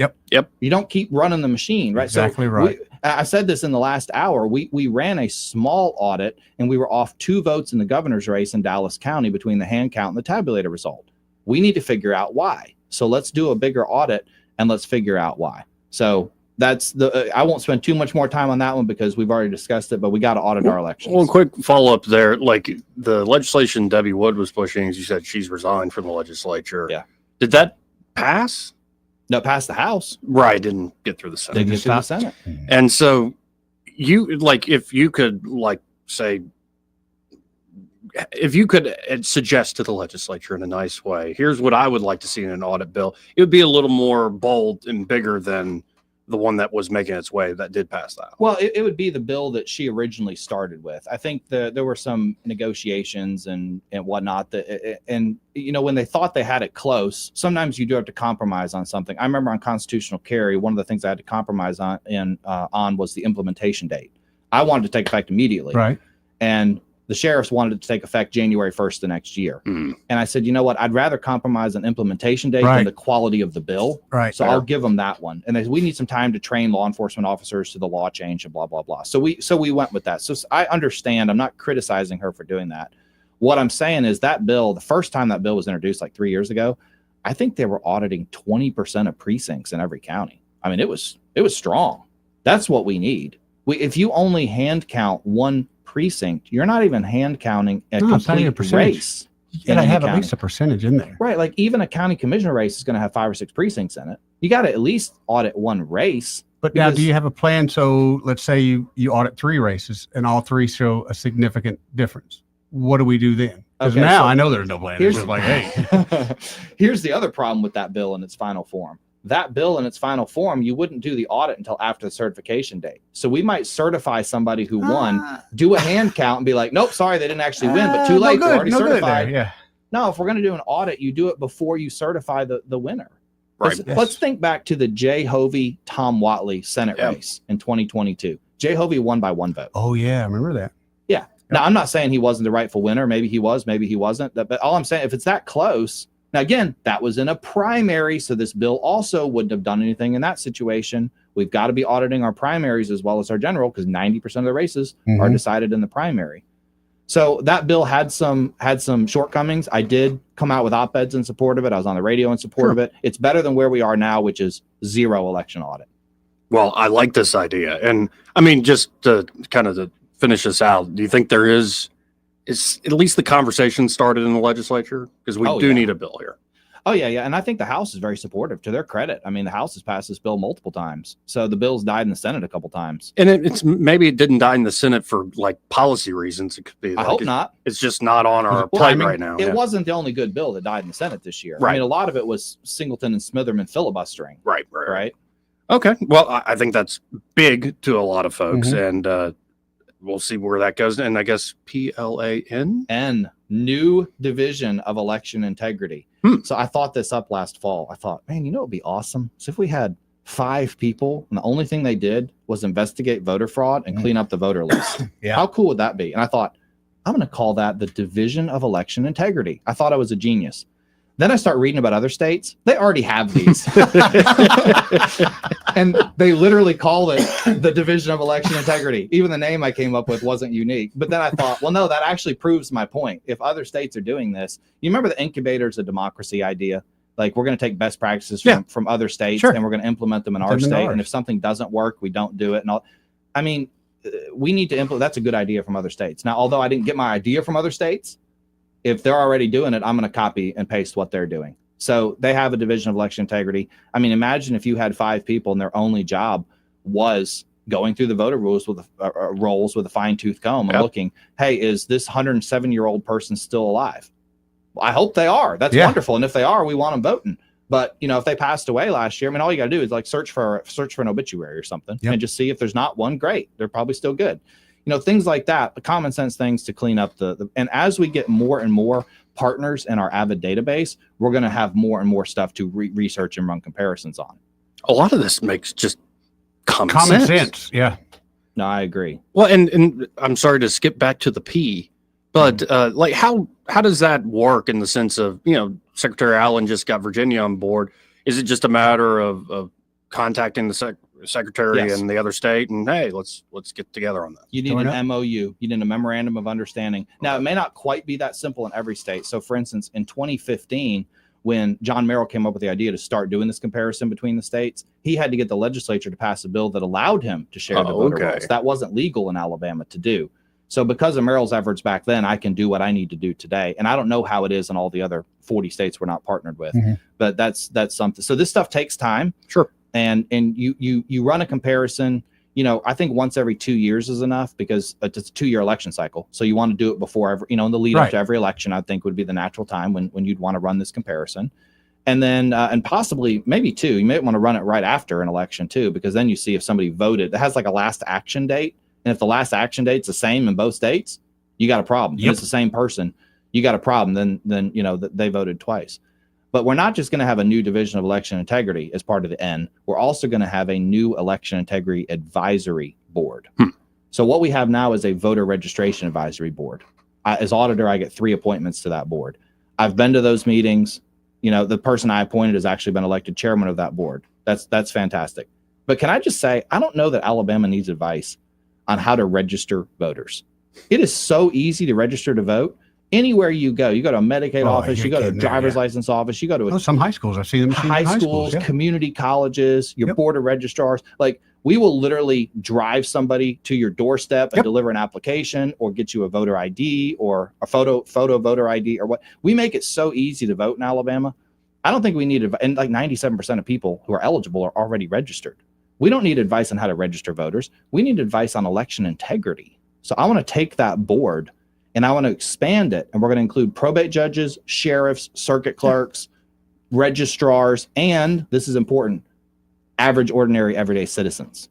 I want some non-elected officials on this as well to give advice and input. Well, on that's your what can we final do to customer. So yeah. That's right. That's who we're trying to serve. And that makes so much sense too with the sheriffs and the probate and just everyday people, like the people on the ground. Like, that's the folks who notice when they're, you know, maybe they're watching a precinct or they're like they notice things and know they're the first on the line. We need to add poll workers on there. We need some poll workers on that board. Well, I love all these ideas. Again, it's I haven't common met a sense. Republican who didn't. Every Republican that hears my platform is like, this is fantastic. Why aren't we doing this stuff already? Like, so you're doubling down and looking to expand a good idea, like with the partners and the AVID program. Lowering fees means not only is it going to be easier to, say, operate a business or get access to, say, voter rolls if you want to be looking at those sorts of things, that also makes the office just more efficient. Yes. Because you're cutting cost at the same time by lowering those fees. And of course, election audits make a lot of sense, and you know, having these advisory boards make a lot of sense. Now, from kind of a macro view, like, where does Alabama stand on elections nationally? Heritage put together a scorecard, and I'm happy to say we're ranked number 2. Oh, nice. Wow. And the credit for that goes I think to Merrill Allen, Beth Chapman, Bennett, the people who have been Secretary of State before me. Obviously, other than voting for some good bills in the legislature, I haven't had anything to do with that up till this point. So our elections are already pretty good. But then I wonder, man, how are we number 2? How bad do the other states have to be? If we don't have election audits, we don't have a division of election integrity, we've only partnered with 10 states, and we're still number 2. Like, these other states must have terrible election processes for us to be number 2. But in Alabama, in large part, we do our elections the right way. So what do I mean by that? Well, we vote in person on election day with a photo ID on a paper ballot. So those 4 things I just named are what I call the 4 election integrity pillars. And I'm going to oppose any effort to change those things as Secretary of State. We have bills introduced all the time to get rid of photo voter ID in Alabama. Well, how do we get number 1? Who's number 1? How do we get number 1? Tennessee. Well, it's interesting you asked that question because I called Trey Hargett last week. He's the Tennessee Secretary of State. And I said, if I'm going to take advice from anybody on how to fix elections, it's going to be you because you're currently ranked number 1. So, yeah. Well, had a great conversation with him.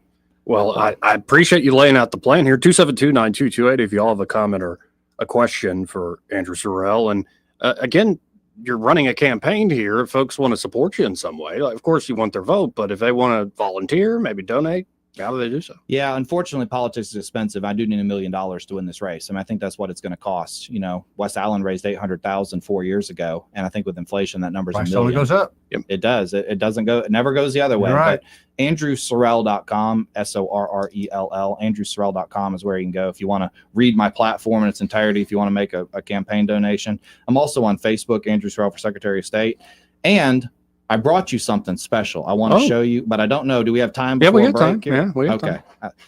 So I don't want to oversell the importance of this, but I don't think you and Eddie have ever seen one of these before. Okay. Now, this is really special.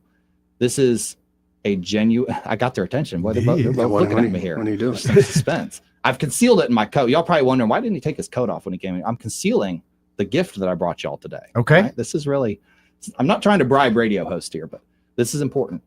This is a genuine, authentic Andrew Sorrell palm card. Oh, thank you so much. I do not have one of those. I don't have. Yeah, that's a. Is that like a first edition? This is first edition, probably only edition. Although we are supposed to have a 3rd baby this September, so we may change the picture out in the front. So, yeah, what is that one square? Is there any shadows on it? But I collect these things. No, listen, you do not have one like this. I guarantee you don't have one like this, and it's genuine and authentic, and I can prove it to you because it has a watermark. Oh, it's watermarked. Yes. Hey. And the watermark says, watermark our ballots. So let me There you ask go. you this.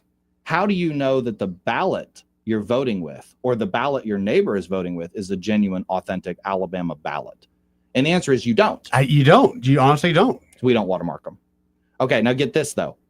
The machines don't know either. Now, that's really important. Now, y'all know my friend Angela Shepard from Lee County. Oh, yeah. You've heard this story. So for the benefit of the audience who hasn't heard this story, Angela Shepard was a poll worker, and she was working a poll that's not her voting precinct.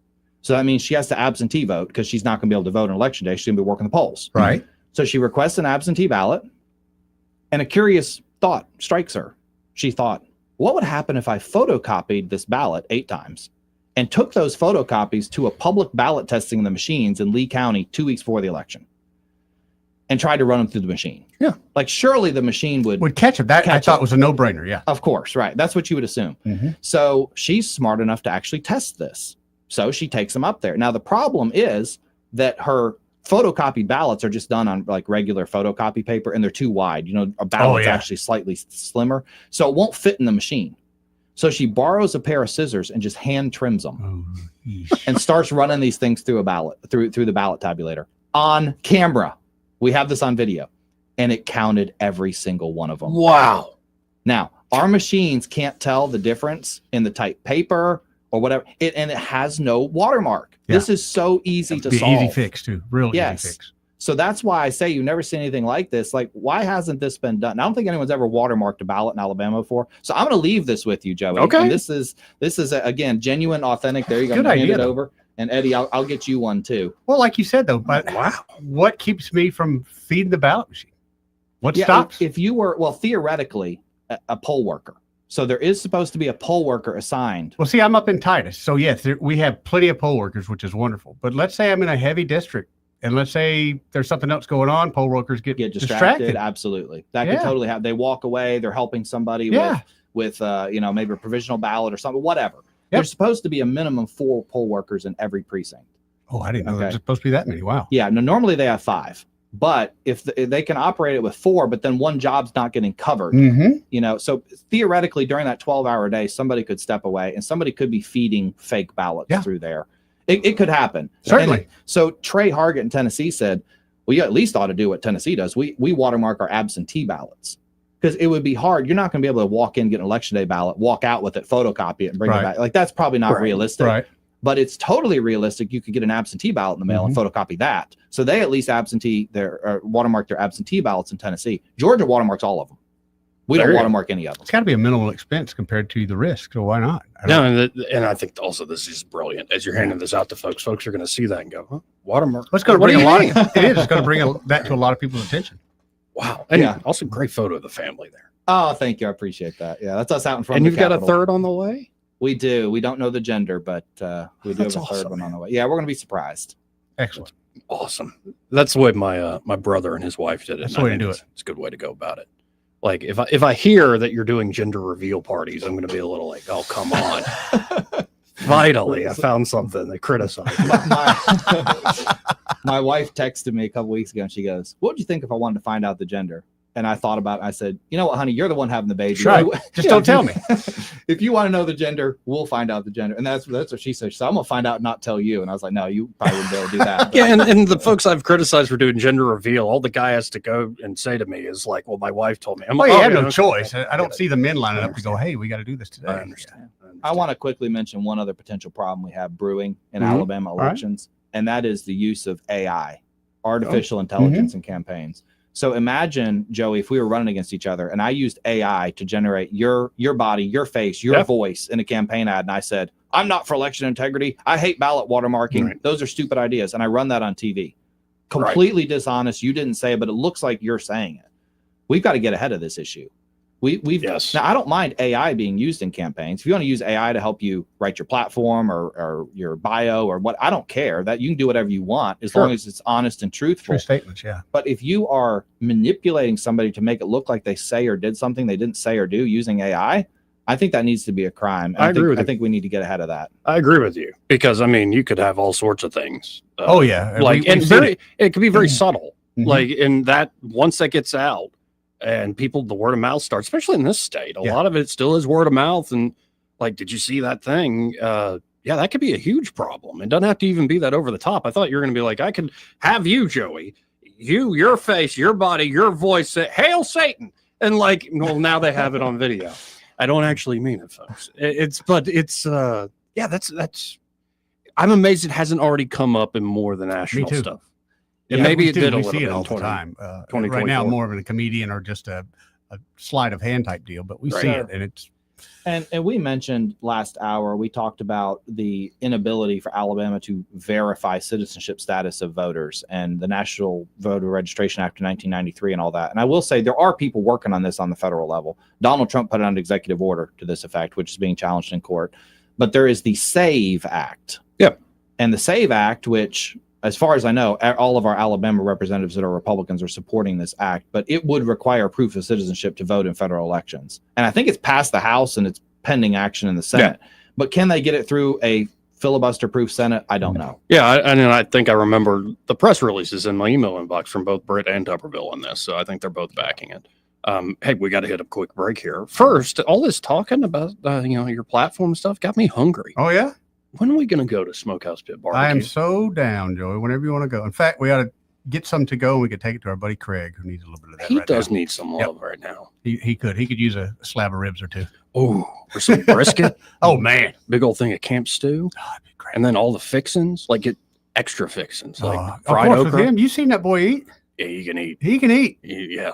And of course, maybe we get there early, get some breakfast. That'd be the way to do it. Cheese grits, thick grits, baby. Those are, you got to get by Smokehouse just for those cheese grits in the morning. But whether it's breakfast, lunch, or dinner, you can do a dine-in, take-out. They're back to the original recipes that made Smokehouse Pit Barbecue famous in the first place. Really have a great operation going on there. Wonderful staff, easy to work with, folks. And the food, of course, at the end of the day, is delicious. If you want to check out their menu, you can always go to smokehousepitbbq.com or just search for them on Facebook. But I encourage you to just stop by. Same location they've always been, Main Street there in Millbrook. And be sure to tell them that Joey Nettie, those holes on the radio, sent you. He may not know whether he's coming or going, but whether you're going to work or coming home, Greg Budell is there. Mornings, 6 till 9, and afternoons, 3 till 6. Only on News Talk 93.1 FM, WACV. Hi, this is Bo Goodson from the Goodson Group with your Real Estate Minute. Recently, I met with 3 different owners of homes who had the same problem. They wanted to sell their house quick and sell it as is for cash. All 3 people were approached by different investors that said they had cash for their home, signed contracts, only to find out they were not personally going to buy their homes, but to find a buyer willing to pay more than they offered and pocket the difference. It's called wholesaling. Offer a contract to buy a house at a certain price, up to price to other buyers, and pocket the difference. I urge you, don't fall for it. You want to sell your home quick, use a licensed professional realtor, as I have been for 48 years, keeping promises to get homes sold quick. For all the details, call Bo Goodson at the Goodson Group at 221-2883 or 551-0225. Call Bo Goodson at 221-2883. What's your biggest investment? More than likely, it's your home. So treat it that way when you hire a painting contractor. At PBS Painting, there are no gimmicks, no $99 specials. Just quality painting and someone who treats your home with the same respect that you do. At PBS Painting, we have been painting for years and look forward to many more years to come. With PBS Painting, the job gets prepped properly, whether it's cleaning, scraping, or priming. We always use quality products, which is a must for a quality paint job. So if you're looking for a painter that doesn't need upfront money and is on the job at all times, then please give me a call. Scott Bowers and PBS Painting, 294-5122. That's PBS Painting, 294-5122. Look at some of our work on Facebook at PBS Painting Montgomery. Are you tired of the mainstream media's biased reporting? Do you want to stay informed on the news that really matters to you? Look no further than 1819 News. At 1819 News, we bring you the latest in Alabama news, politics, sports, culture, and more. We've assembled a team of journalists with Alabama values dedicated to the truth and the truth alone. Visit us at 1819news.com today. That's 1819news.com. Subscribe to our newsletter. Honest News, Alabama Values.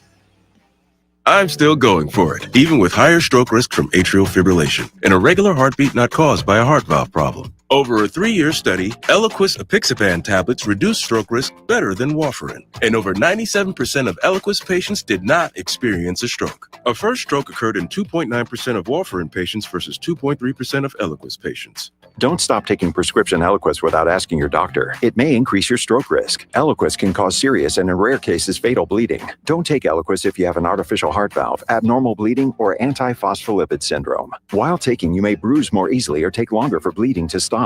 A spinal injection while on Eliquis increases risk of blood clots, which may cause paralysis, the inability to move. Get medical help right away for unexpected bleeding, unusual bruising, or tingling, numbness, or muscle weakness. Medications such as aspirin products, NSAIDs, SSRIs, SNRIs, and blood thinners may increase bleeding risk. Tell your doctor about all planned medical or dental procedures. Learn more at Eliquis.com or call 1-855-ELIQUIS. This hour of news and views is brought to you by our good friends at Alabama Home Mortgage. Alabama Home Mortgage, 567-4223. Visit them on the web at myalabamahomemortgage.com. NMLS number 1586368, an equal housing lender. The Rich Thomas Weather Network, brought to you by Montgomery Paint and Body. From little fender benders to total body repair, MPB will fix it good as new, maybe better. For 4 decades, the Turner family has been getting you back on the road. Call 279-7325. Rich Thomas Weather. Weather, in a word, for the week ahead would be unsettled. It'll be wet and stormy at times. Showers and thunderstorms at times today, tonight, and Tuesday. Locally heavy downpours. And we're in a level 2 severe weather risk today, which means some of the storms could have damaging wind gusts. We'll be in the 80s today and tomorrow, and low tonight down to about 70. Our weather app will keep you on top of the action with instant push notifications for severe weather alerts, plus radar and future radar. It's free in the App Store. Just search Rich Thomas Weather. From the Blue Water Weather Center, this is Rich Thomas. Hey, this is Peaches and Clean, powerful carpet cleaning. Do you have commercial property, offices, or rental units? Give us a call at Peaches and Clean. We can clean and restore your carpeting and bring them back to life. Give us a call at Peaches and Clean or peachesandclean.com. There's no clean like Peaches and Clean. On FM, on your smartphone, and online. The River Region's most trusted voice. News Talk 93.1 FM WACV.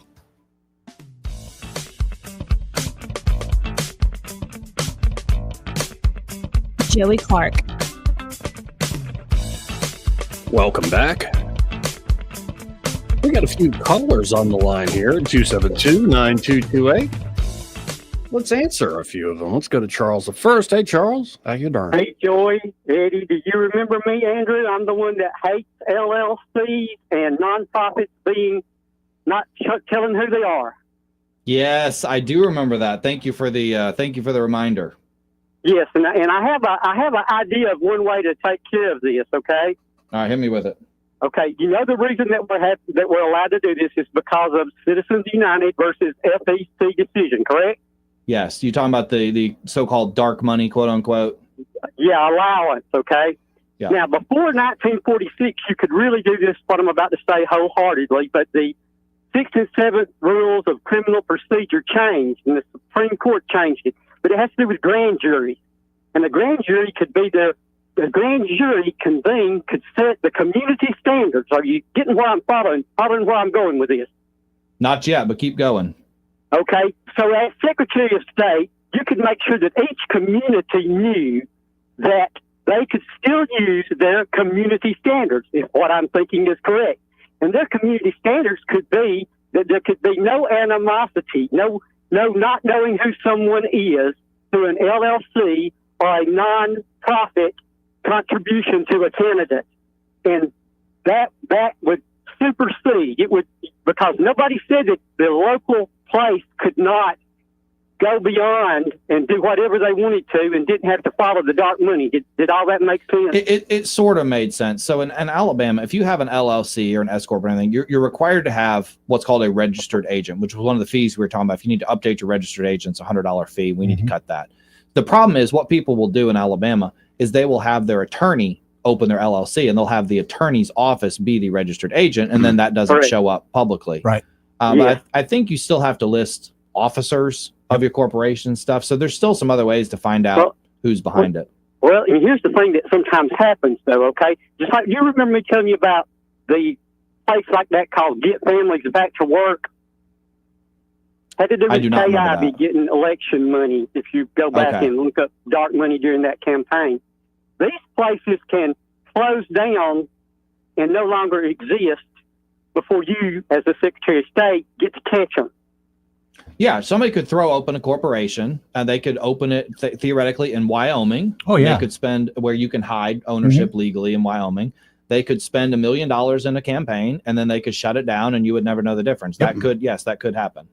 Yes, and by the way, I was really good friends with Nancy Worley. Really? Yes, I absolutely was. I'm a Republican, and my dad was the enforcement director of the ABC. And where I lived, she was the Latin teacher, and she came to the business where I was, and she even used my book to say that my book should be the way that the nation should run its education system. Remember, she was with the AEA, and keep in mind now, she gave out those folders or something to her office staff, and that got her in trouble. So you don't want to do that. Well, the other thing that got her in trouble was that Christmas card she sent out. Y'all remember that story? Yeah, and something having to do with the furniture or something. Well, too. No, I don't remember that. Okay, I got to tell you this. Real quick. She was somewhat of a large woman. She's passed away now. Yeah. But she was somewhat of a large She's woman, real and sweet. she got stuck on her toilet, and she had to get her husband to come help her get off her toilet because she Yeah. was so large. And for some reason, she explained that in a Christmas card that she sent out to like all the Democrat Party. She was also chair of the Democrat Party at one time. Yeah. And she sent out like a Christmas card list and told this story. I'm like, why are you telling us you got stuck on the toilet? But anyway, that's only Nancy. They shared it to anyone and everyone. Yeah. I mean, it must have been a big moment. But I never knew. I never met her. She might have been a very nice woman, but she was Secretary of nice. State. She was very pleasant to talk to and very knowledgeable. Yeah, she was in there from like 02 to 06. I think Beth Chapman beat her for First person I remember is Beth. When she won by a 55% margin at that year that she won. Wow. That was greater than any other candidate then. Well, that was the same year that you had the Siegelman versus Riley race in 02 that was decided by 3,000 votes in Baldwin County. And Yes. if she got 55, that's pretty impressive. Yeah, it was. It made the Republicans kind of scared of her. And I'm a lifelong Republican, but that doesn't mean I don't like Miss Worley. And anyway, I just wanted to throw that out there. You might want to look at the way things were run before 1946 with the 6th and 7th rules that had to do with, we had a way of taking care of things that the Constitution allowed us to use, which was the grand jury picking its own things, looking at candidates if they wanted to, not having to rely on the prosecutor. I believe just like we're reinstating other stuff, that is what we need in our modern day, is to let communities and let grand juries take care of some of these situations that our legislatures don't touch and won't handle. But hey, thanks a lot for letting me tell y'all that, and you've got my vote for sure. Thank you for the vote. Charles. Appreciate you Thanks, calling. Charles. Yeah, he's every time he calls, he's got ideas. Yeah. Very informative guy. Well, I think he was conflating two different ideas. The one problem is not knowing who owns LLCs and whatnot, which in Alabama you can pretty much track I down. thought it was pretty easy.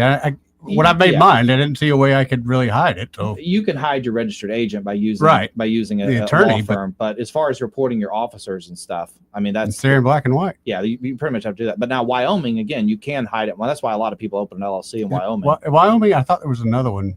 I got Delaware on my mind. Well, Delaware is like the best business climate, legal Okay. climate for businesses, but you can't hide ownership. But Wyoming, you can. So some people will use. But then the other thing he was talking about was the Citizens United case, which is where we get super PACs from. And Citizens United said, should my constitutional right to free speech be limited to a dollar amount? And the Supreme Court said no. And guess what? They were right. I think that personally, if I were on the Supreme Court, I think that contributions, if you want to give $10,000 to a federal candidate, you ought to be able to. Right. Why is your free speech, or you earned the money, you have the right to do what you want with your money. This is America. Why are you limited how much you can contribute? In Alabama, we don't have contribution limits. Now, I know that there are potential problems with, so-and-so donated your campaigns, you're beholden to them or whatever. Look, that's always, the people who sell their vote usually sell it for money under the table. Not for campaign contributions. Well, and also it creates this parallel super PAC system where what the campaign and the PAC's not supposed to coordinate, and it seems like it's something, it's like a wink, wink. Yeah, we don't coordinate on certain things. Well, you can, if you're a federal candidate, you can post on your website all the opposition research you've done. All the super PAC has to do is go to your website, which is public, pull that information, say, oh, this is obviously what he wants me to hit the opponent on, and then do it. Right.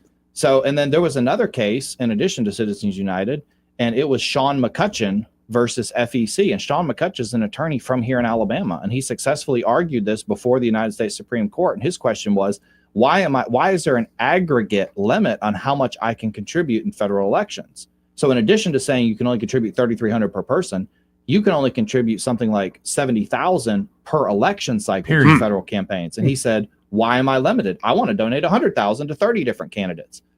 He won. Huge case, groundbreaking case. This was 11 years ago. I know Sean McCutcheon. I met him at a lot of GOP fundraisers and events and whatnot. Good for Sean for fighting for our First Amendment rights.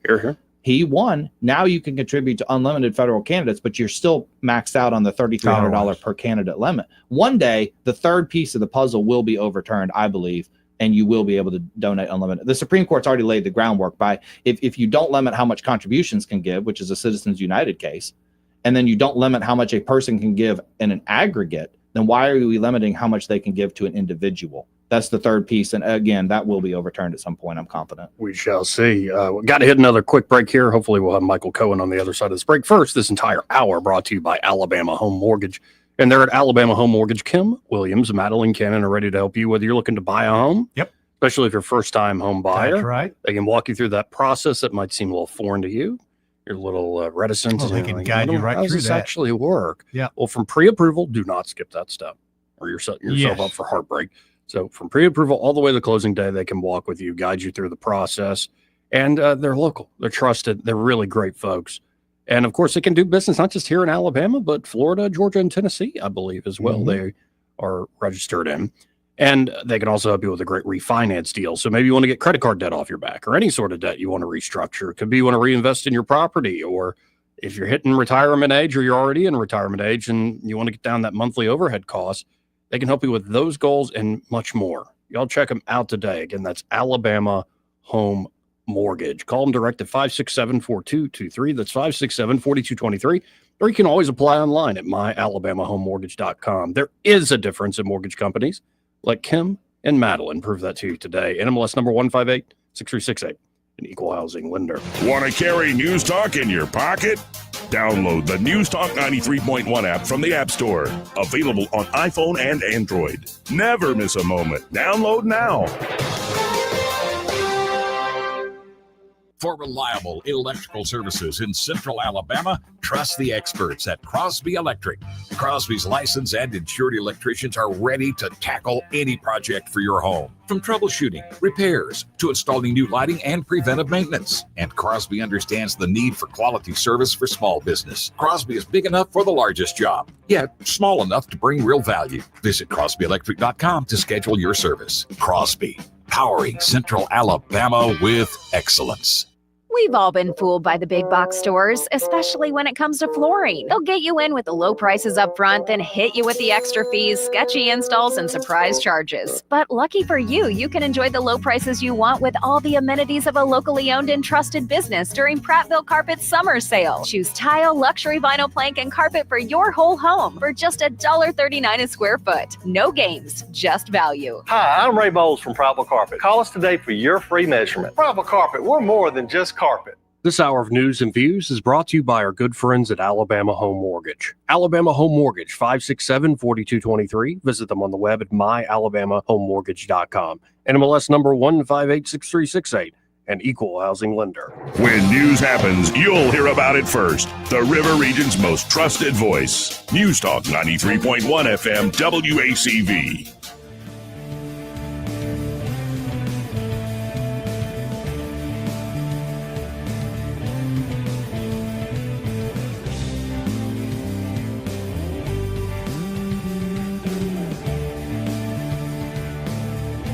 Joey Clark. Welcome back. Let's go right to the phones and talk to Michael Cohen from Cohen's Electronics and Appliances. Hey, Michael, how you doing today? Yeah, I'm doing great, Joey. How are you? Oh, it's great. We've got good friends here in the studio. The conversation's been great. It seems like the whole dust up between Trump and Elon's on the back burner. People already making jokes, including Elon himself. But I'm wondering, what's the score there today at Cohen's? Ooh, the score today is like 14-0. It's been a good day. We had a couple customers that we had sold last week that called this morning and said, "I don't know how big of a TV you sold me, but I need at least one size up." Wow.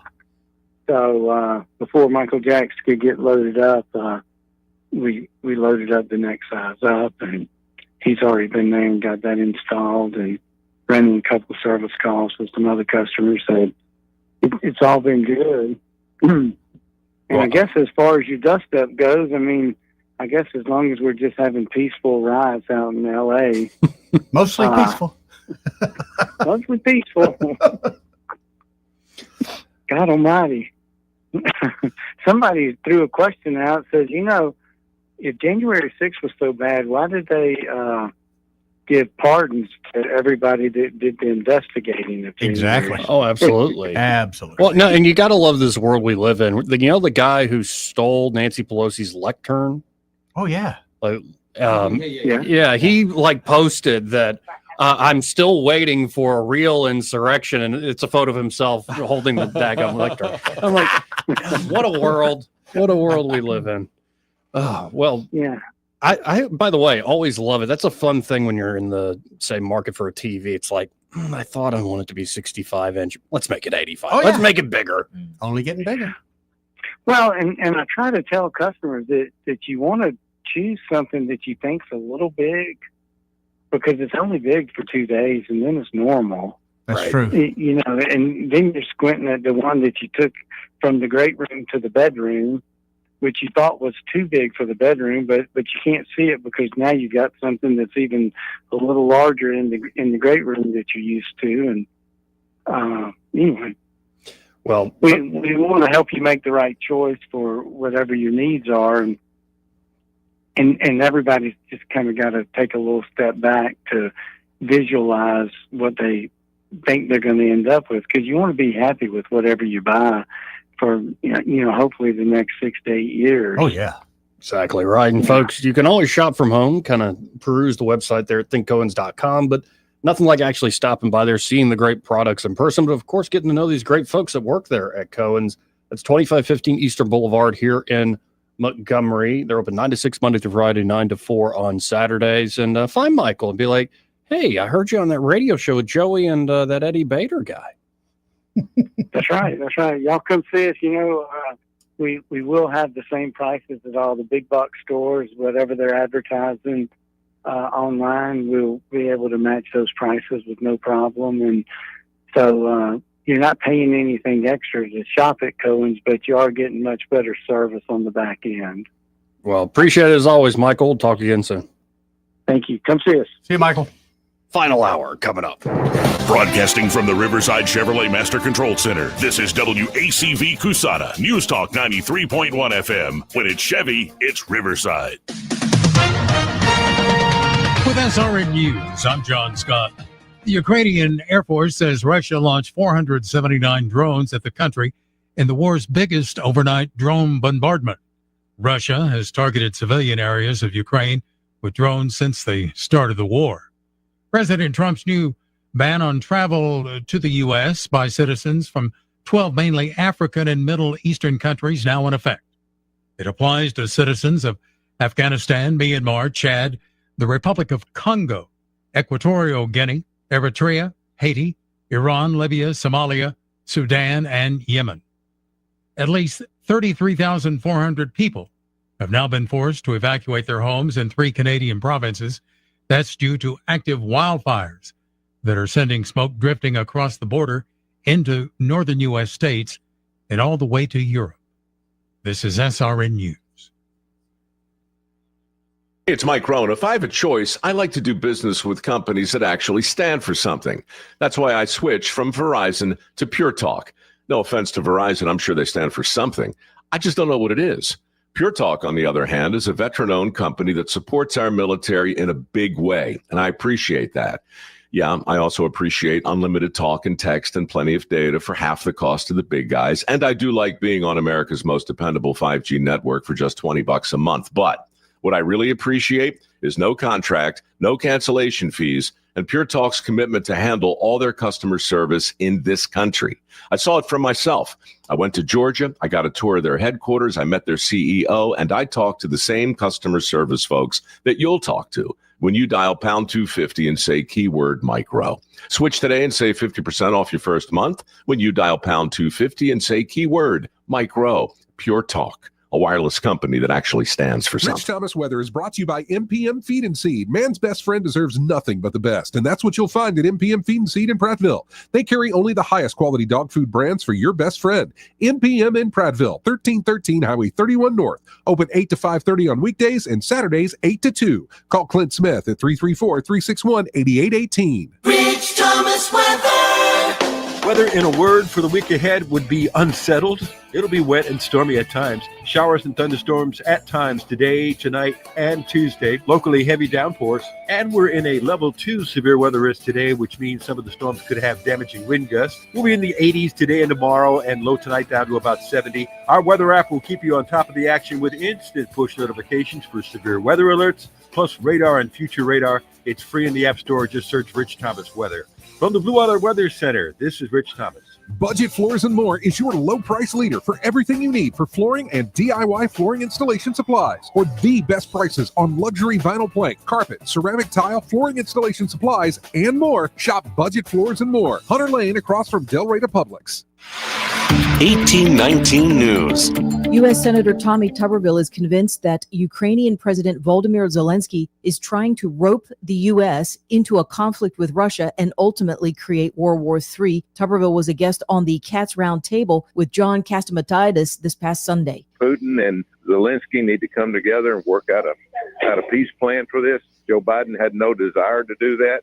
He's got us in trouble. President Trump's working hard to get it done. There's thousands of people a day that are dying in this war. And it's like, European countries need to come together. We all need to pull together to get this thing over with. Because if we don't, we continue to have this back and forth of bombing each other's cities, then it's going to escalate outside their borders into everybody else's, and it'll be a disaster like it was in World War II. Is Zelensky trying to lure NATO into this situation? 100%. There ain't no doubt, because he can't win this war on his own. I'll be back with more Alabama stories after this. I'm Amy Beth Shaper with Alabama Unfiltered Radio, and when I need the news and I need it fast, I turn to Andrea Tice and the Daily Detail. On my way in, it is the most convenient, best way for me to digest what's going on so that I can use it for our show. She tells you what's going on in Alabama that day first and fast. So listen to the Daily Detail with Andrea Tice. Don't miss out. The Daily Detail is available wherever podcasts are found. A 16-year-old student at Opelika High School was shot and killed this past weekend while attending the annual Alumni Day, which is held in Bandy Park. The victim has been identified as Jamia Grant. First responders came to the scene to perform life-saving measures on Grant when she was found inside her vehicle. No arrests have been made at this time. Opelika police are asking for the public's help in finding the shooting suspect. I'm Andrea Tice. For more news affecting Alabamians, go to 1819news.com. And while you're there, subscribe to the daily newsletter. This hour of news and views is brought to you by our good friends at Cole Plumbing, 279-8919. Cole Plumbing is number one in the number two business. You don't have to dig a hole. They have proprietary pipelining technology. Ask them about their tankless water heaters. Remember, when you have trouble with your bowl, call on Cole. Hi, I'm Jennifer Pestruccelli, General Sales Manager and co-owner of Blue Water Broadcasting. Even in the digital age, radio remains the most powerful reach medium for connecting with audiences. Its ability to engage listeners, reach a wide and diverse audience, and create real emotional connections sets it apart from other forms of media. Radio's adaptability and easy access ensure its continued relevance now and in the future. Want to learn how radio can work for your business? Visit BlueWaterBroadcasting.com. Blue Water Broadcasting, local folks helping local business. You're listening to Leaf Filter Radio, and the guru of gutter protection himself, Chris Coonahan, is here to take your most pressing leaf-related questions. Hey, everybody, Chris here. I understand we have Ron on the line. Ron, where are you calling from? Uh-oh. Ron, are you calling from a ladder? Well, I was. I wanted to ask Chris what I need to do to get my gutters ready to have leaf filter installed. Oh, Ron, you don't have to do anything. A Leaf Filter Trusted Pro will come out and clean out your gutters, realign and seal your gutters, and install Leaf Filter, America's #1 gutter protection system. So I didn't need to get on this ladder? Ron, Leaf Filter Trusted Pros are in your neighborhood and ready to help. Just visit leaffilter.com/radio to schedule your free gutter inspection and get up to 30% off. Thank goodness. What was that site? That's leaffilter.com/radio for your free gutter inspection today. See representative for warranty details. Promotion is 20% off plus a 10% senior or military discount. One discount per household. The views and opinions of the following program are solely those of the host and other contributors. These do not necessarily represent those of Liberty Acquisitions 825, Blue Water Broadcasting, its management, staff, or any advertisers.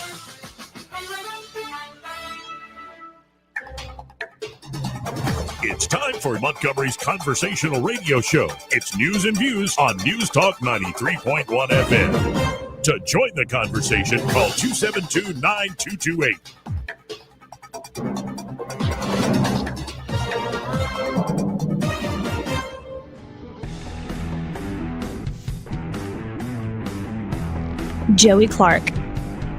Welcome back to the program. Final hour here. Oh, wow. Bitcoin's 108 grand right now. Really? Man. Every time I'm on your show, it's up.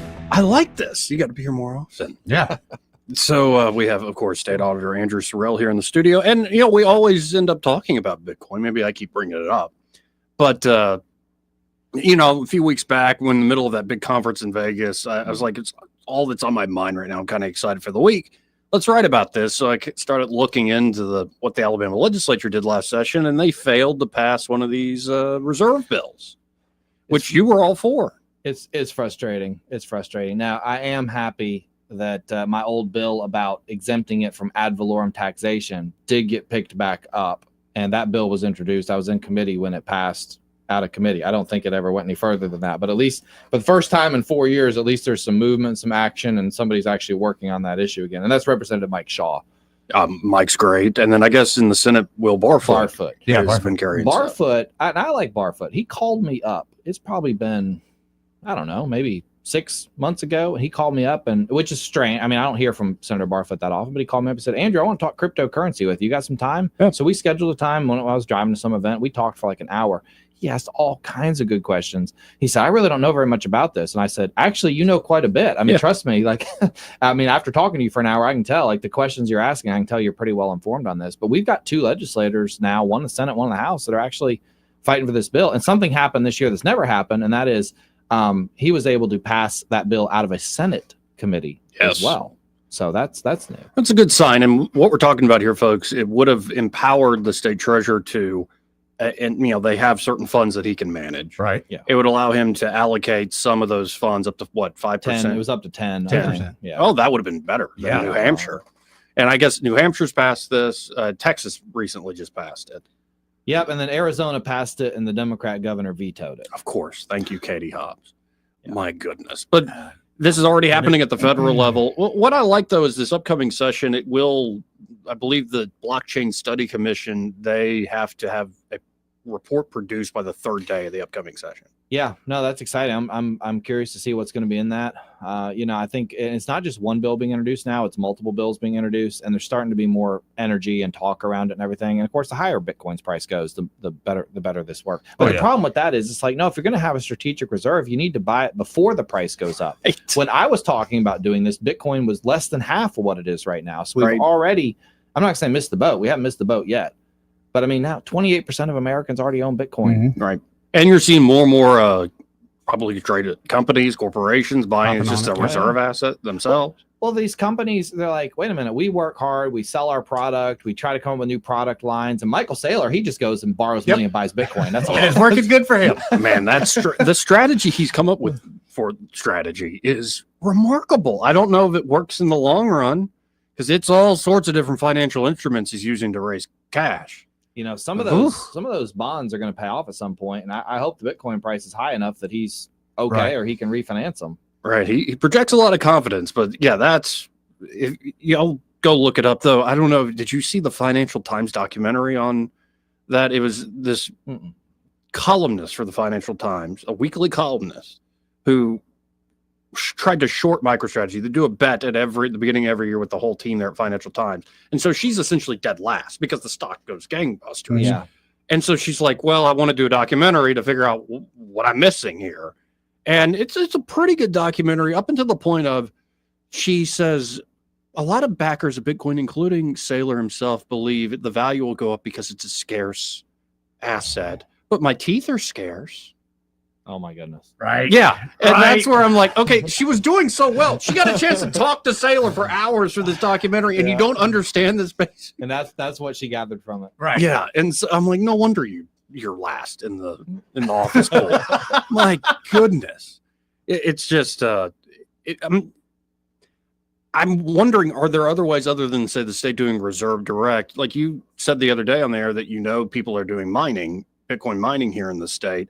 Is there a way to have a legal regime that not only is friendly, but encourages that sort of activity here in the state? Look, let me tell you a big opportunity that I think TVA is missing. Now, y'all don't have TVA down here in this area, but I'm from North Alabama. We have Tennessee Valley Authority for all of our power, the dams, the nuclear power plants, whatnot, all along the Tennessee River there. And sometimes there's water, which is basically excess or like future power supply. I mean, if you have dams, your water buildup in your lakes is your future power supply. But sometimes you've got supply built up and it's still raining, and you just got to let some water through the dam. Exactly right. Happening now. Right. We have way more water than we know what to do with. Farmers can't get their crops in the field because it's been raining so much. And I actually mentioned to a TVA executive in February, it was the first day of session. No, it was first week of session. I went out to dinner with the guy and I said, man, why don't y'all at TVA buy some Bitcoin miners? Y'all have free power. Right there. If Exactly anytime right. you have excess power, just power up the Bitcoin machines, let some water through the dam, and mine free Bitcoin. I mean, I don't think my suggestions go anywhere, but that's what they should do. I live close to a dam. Let's talk about this. No, and it's like we got to get creative with this on this very early industry. That is a very creative idea. No, thank you. I have a lot of good ideas that don't get taken That's up. a very good one right there, man. And, I mean, I do wonder, because it does seem when I talk to a younger generation, and it doesn't matter somebody's politics. They're like, I think I've met both Republicans and Democrats that are all on board with this sort of thing. It's just a matter of like, let's lean into it as a state and the people. And I think from the state side, you can make the laws much friendlier, or you can just encourage people to hold. I mean, if you start getting the exemptions on things like cap gains in the state, and I mean, there's all sorts of stuff that could just make it a very attractive place. Well, we did that for precious metals. Yes. And that was last year. Right. And I don't know if you followed the precious metals progression, but in 2018, Senator Tim Melson introduced a bill, no sales taxes on precious metals. Then in 2022, we were a year out from the expiration of that at a 5-year sunset. I worked with Senator Melson, carried the bill in committee in the House, and we redid that. And this time, I think we extended it for 7 years. So we're good for a few more years. So there's no sales tax on precious metals in Alabama. The next bill was no capital gains tax on precious metals in Alabama. That passed in 2024.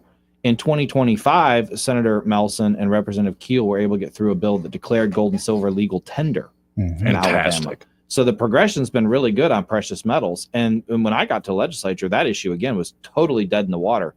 You're like, what do we need precious metals for? Gold was kind of in 2011, it topped at nearly $2,000 and backed off. In 2015, it was just the dog years of owning gold, precious metals, and nobody was interested in it. But as the price has risen, just like Bitcoin, as the price rises, people think about it. Now gold's at all-time highs.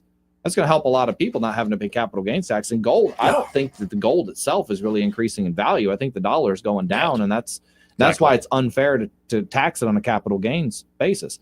But if we did something similar, like you just mentioned for crypto, for Bitcoin, boy, yeah, you'd bring a lot of crypto investors in here. Right. And if it's going to be, here's, I guess, the value proposition. If it's going to be essentially the backbone of a new digital financial system, especially as AI is becoming more a real thing, and say you're going to have bots essentially managing like the buying and selling of tokens to use the energy to, actually run these AI systems. Don't you want to be part of that future digital economy in a big way as a state? And, we got a lot of great things in this state, but it sounds like something that could help us even more and invest in the long run. We still have an opportunity. We can't be first anymore. I mean, we could be third, but we could still be a leader. Still be top 10. Well, we were first on that whole overtime tax thing, and then they took that away. Yeah. Anyway, I don't have to drag you into that. Let's. Oh my goodness, I didn't realize Soldier Boy was still on. Hey, Soldier Boy, are you asleep? If that's how you snore, you got some issues, man. Get you a CPAC machine. Hey, I snore better than my damn French. I gotta tell you that. Joey, did I piss you off or do something to your family? No. Because you know how long you put me on a hold? 49 minutes, 13 seconds. That's correct. Okay, just think about that, Joey. Think about that big number. It's like your paycheck. You know, I had the strangest thing. Yes, I am paid in time. Okay, that's great. Yeah. I went to a Mexican restaurant locally in Montgomery, one of the larger ones, right? Mm-hmm. And we went in there and had lunch, and there was a sign outside the door, and I was shocked. It said on there, "We're closed on Tuesday and Thursday due to staff shortages." Mm-hmm. Now think about that. A Hispanic restaurant, ironic, like there's probably nobody in there is undocumented, not working in there, you know? And they get mad at me every time I wear my ice baby blazer. I don't know why. Everybody runs out. But you go in there, and you're closed on Tuesdays and Thursdays because of it. You know, that was the whole purpose of bringing the undocumented workers over here, the Democrats said. Oh, bring them over, and we'll have plenty of people who want to work and do jobs that nobody else wants to work. Hell, I can't even get you to work in your own Mexican restaurant. What's going on? It ain't just there. It's a labor shortage this Tri-County area for sure. Yeah, Look at your brand new Burger King out on the boulevard. Mhm. Brand new. I don't think it made it a year. Didn't have any help. Right. I mean, Yeah, it's restaurants the left and food right. service Yeah. industry in general. Yeah. Yeah. Well, and you know, it still works sometimes for people that are, you know, waiters and waitresses, and they earn tips at a lot of these restaurants. But Mhm. you know, what, you're working as a cashier or back in the kitchen at a Burger King or a Mexican joint? Like, yeah, it's. And you know, there were some murmurs that some folks have gotten a message from the Trump administration and they've gotten out of Dodge. It just simply amazes me. If I'm a business owner and I got to put my business plan in front of a damn loan operator at a bank, first thing he's going to ask you, are you sure you're going to have enough people to work there regularly? A legitimate concern right I mean, now. what? Yep. I wonder And if you know what's so funny about it? Another thing that's interesting about it is, too, I've had friends going places where they're saying now hiring, right? Mm-hmm. He goes in there, fills out the applications and everything, and they got clean records and everything. And they don't even get a damn phone call. I think some people just leave those signs up just indefinitely. Yeah. Well, it instantly says, I'm going to have poor customer service. And the reason I've got the sign on the door is to say, hey, I don't have enough help. That's why I really have poor customer service. When in really, Well, and also, like, y'all help me think through this. Like, say I just I don't want to work anymore, and I'm just gonna suckle off the government tea. Like, how much money could I get? Like a month? That's what I was going to ask. To be honest, I don't know. If I miss- Obvious enough to survive. We can get you on the food stamp. We can Evidently, get you on a rent I control must be missing program. something. Yeah. I must be missing some secrets or something. Because I could stay and sit home on my rear Are end. you willing to sit around and wait? That's the biggest thing. And you literally have to wait. You wait on the food bill or the food money to come in. Then you wait on your rent money to come in. So, I mean, if you have that kind of attitude where you can just sit around and wait and enjoy everything minimal in life. And I can get it. Like, I've worked those jobs in college. Yeah. Like, I mean, they're not fun. Like, and I wouldn't want to be doing that now. But man, somebody must be getting enough benefits to not work to where they're like, yeah, I'm not going to Plus, jump if at I'm any of these. selling weed on the side, then I got to have my government. Well, job. I assumed Trump was going to get in office.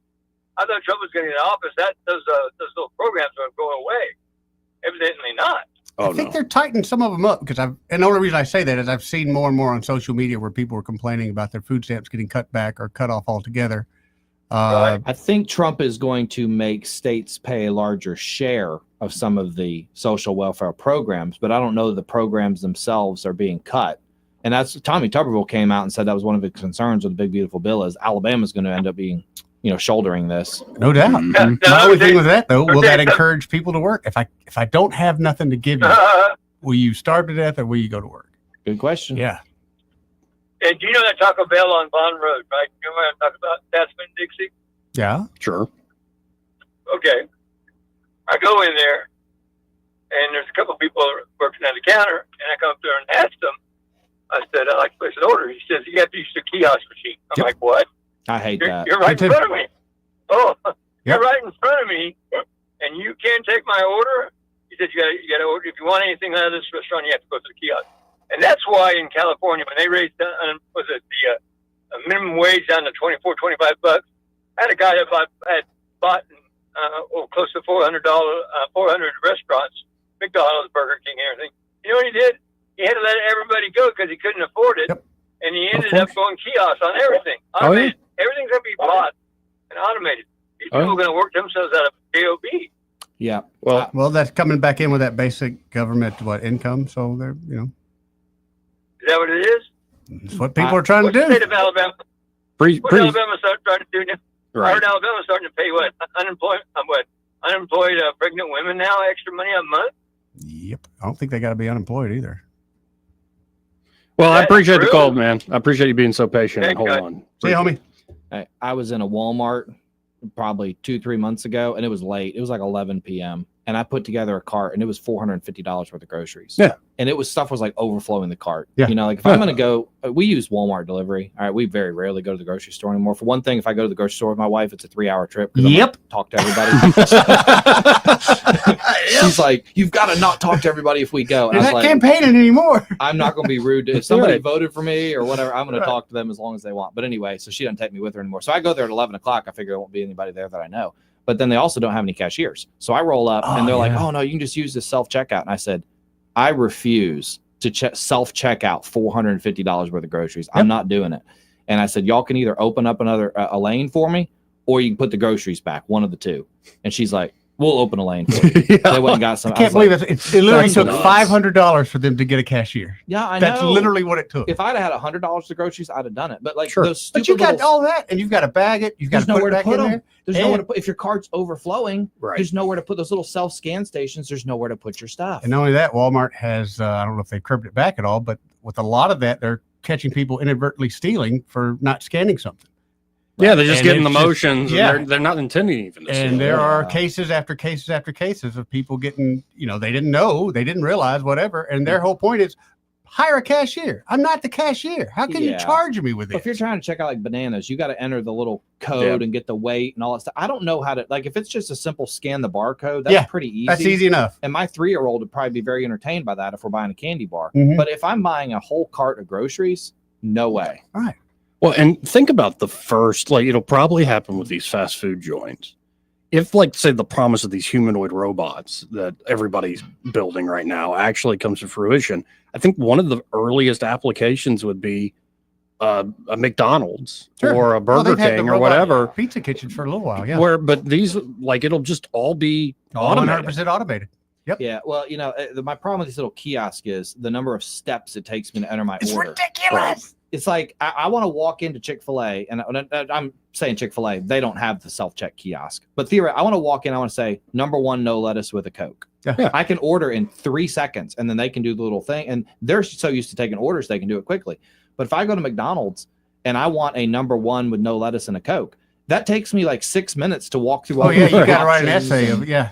Yeah, So so I want a spicy chicken sandwich with no pickles, Mhm. add pepper jack cheese. Yes, round up to donate. What sauce Yep. do you want? How Right. much salt do you want on your fries? Like, Can I how get many- the avocado lime ranch? I know it's a salad dressing, not a dip, but yeah. Yeah. And it's nice having the human element, but I can see a lot of these big corporations going, all right, a robot's what, 30 grand up front cost? It doesn't cost that much to maintain these things. They do the job well. I guess downside your is, though, customer service goes down. Yeah, but your downside would be, and it happened, when all that goes down, you're closed. Like, say your kiosk is down for the Oh, day, sure. you're closed. That's But that's kind of already happening. it's happening in a sense of with labor, yeah, no doubt. But that's what I can't understand. If I were still in the restaurant business and I see some of these minimal people they have behind the counter, I would close the doors. I'd reset my hours. It's embarrassing to say these are the people you have representing you. And you see the fights now on social media at McDonald's and places. Are you kidding me? Well, and it is a generational thing. Like my grandfather he'll sneak out of the house and like go sit down at a Burger King. Yeah. I'm like, what are you There's doing? very few people that do, but some He's do, like, the fries are better. I'm like, that's a good point. You have more time to look your order over before leaving. Make sure it's correct. Right, Yes. Yeah, or it's like Captain D's. The fish doesn't travel well. You got to eat it That's right true there. too, yeah, Like and there are spots, but I can't remember the last time I sat down in any place that's even like the casual diet, like a Zaxby's, for instance. Like Sounds like a Starbucks or something like that, where I'm having a meeting.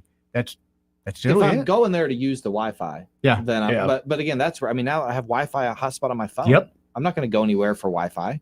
Sit in the car most of the time. Just be in the car. Yeah, my car has a Wi-Fi hotspot. There you go. I don't need a Wi-Fi hotspot even in my car. My phone has it. You got a coffee maker in there? We can hang out, man. You got everything we need. No, I do have a refrigerator, a little refrigerator in there.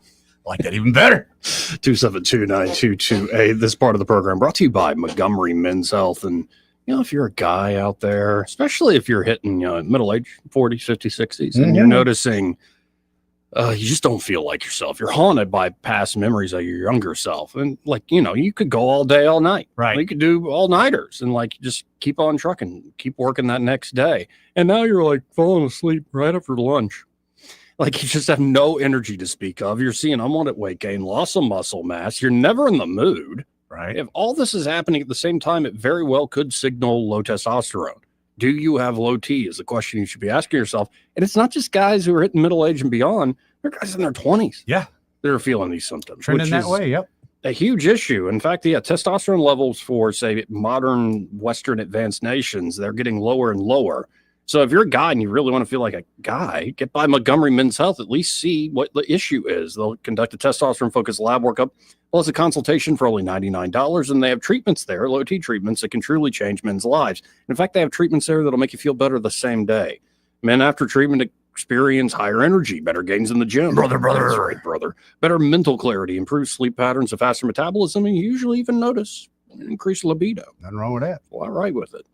So y'all check them out today. Just call them up direct at 440-3663. That's 440-3663. Or go to MontgomeryMen'sHealth.com to book your appointment right now. He may not know whether he's coming or going, but whether you're going to work or coming home, Greg Budell is there. Mornings, 6 till 9, and afternoons, 3 till 6. Only on News Talk 93.1 FM, WACV. Hi there, I'm Madeline Cannon with Alabama Home Mortgage. Getting pre-approved is the first step towards home ownership. People are often scared or nervous about taking that first step, but I'll tell you, it's nothing to be scared of.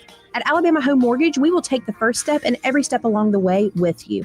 Call us at 567-4223. We will gather the information needed to tell you exactly what you qualify for. After a call to Alabama Home Mortgage, you will know what price point to shop for, what down payment is required, if any, and what your monthly mortgage payment will look like. We take all the guessing out of it. Then, when you find the house you want to make your home, you are ready to make an offer. Along with your offer, you will submit your Alabama Home Mortgage pre-approval letter. This shows sellers that you've already taken the steps necessary to ensure that you qualify to purchase their home. Wait no longer. It's time to take that first step together. Call me at 567-4223 or start the process online at myalabamahomemortgage.com. That's Alabama Home Mortgage because, folks, there is a difference in mortgage companies. NMLS 1586-36-8, Equal Housing Lender. I'm Jim Smith with Adams Drugs, and what our customers say about our business is the most important advertising tool. I'm here with Ronnie Taunton, who is a longtime customer of Adams Drugs, moved away for 3 years, and came back to town recently. Ronnie, how easy was it to move your business back to Adams Drugs? Jim, it was very easy. All we did was make a phone call to the store in Prattville. That's where we live now, and they took it from there, and I didn't do anything else. What has your overall experience been like here at Adams Drugs? Well, we are glad to be back with Adams. We've had quite an experience in some towns we lived in, and they have great service. You can tell that the employees are glad to be there to serve you, and I couldn't ask for any more. Whatever formula the Vinson family has, they need to keep it in a safe place because it's certainly working. Come into any of our 12 Adams Drugs locations. Visit us at adamsdrugs.net to find the location nearest you. Adams Drugs is your independently owned Health Mart pharmacy. Health Mart, taking the time to listen and care. For too long, Alabama's statewide news companies have shamed us for our conservative Christian values. Alabama deserves a news company that cherishes our culture, a company that isn't bought and paid for by the powers that be. 1819 News is that company. Run by Alabamians for Alabamians, 1819 News celebrates what is good and beautiful about our state while exposing those who work against our values in secret. Just go to 1819news.com to learn more. Subscribe to our newsletter. That's 1819news.com. This hour of News and Views is brought to you by our good friends at Cole Plumbing, 279-8919. Cole Plumbing is number one in the number two business. You don't have to dig a hole. They have proprietary pipelining technology. Ask them about their tankless water heaters. Remember, when you have trouble with your bowl, call on Cole.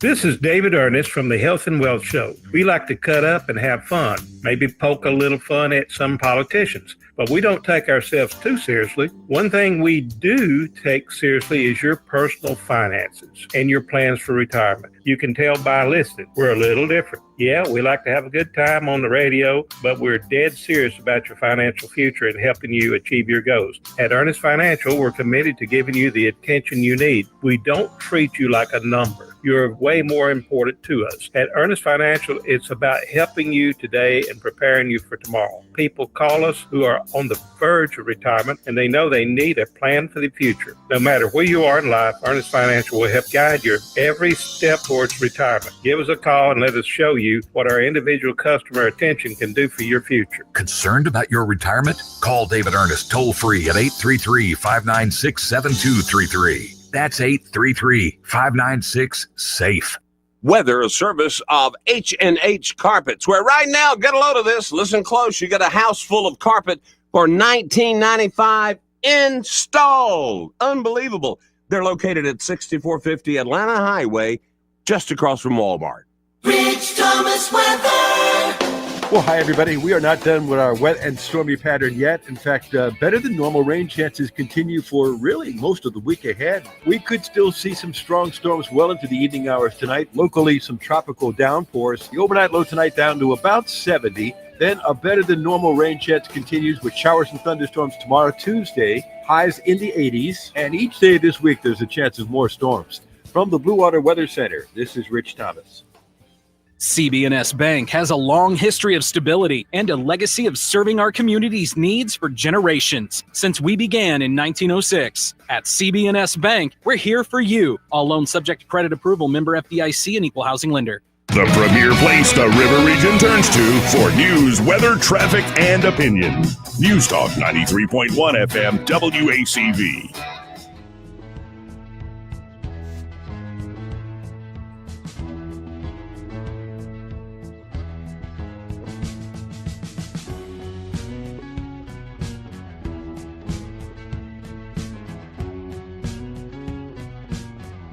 Joey Clark.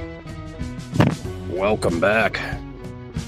With the updated 1819news.com, Alabama Democrats claim AI used in LA riot photos. They warn civil war is on the horizon if rioters not allowed peaceful protest. There are a lot of peaceful protests. I've seen it, watched a lot of it yesterday. It was when they started quit being peaceful, there would become issues. Wow. Democrats have trouble with basic terms like peaceful, woman. Yeah, there you go. Well, everything's a little more complicated than that. Yeah. But the ongoing violent riots in Los Angeles, I believe, who wrote this up? Daniel Taylor wrote this up for 1819 News, have produced some shocking images of mass protesters burning cars and clashing with law enforcement over illegal immigrant deportation. But according to some Alabama Democrats, it's AI-generated propaganda meant to paint a peaceful protest in a negative light. Oh, I just do you want to guess? Joey. I know Andrew will probably be able to guess this. Who do you think is the Democrat who they're quoting in this piece? I believe she ran for Congress. Tabitha Eisner. Yeah. The vice chair of the Alabama Democratic Party, Tabitha Eisner, defended the LA riots and criticized President Donald Trump's efforts to stem the violence, which she said could lead to civil war. So how is stemming the violence going to lead? Well, let's hear her out. Yes. Let's quote her direct. Trump says that any interference in ICE detention raids will be treated as a form of rebellion. This country only works when peaceful protest is a right. When protest is deemed rebellion and troops are brought in to put it down, civil war is on the horizon. Yeah, but like they're burning things. Right. They're calling They're cabs. attacking officers. They're waving calling them- cabs over and burning them, setting them on fire. They're waving a Mexican flag. Yeah, I saw a Mexican flag sewn together with an American flag yesterday. What is that? I don't know. And even the news person was like, "Well, I don't. That's a new one for me." And the guy was running through the crowd with it. Wow.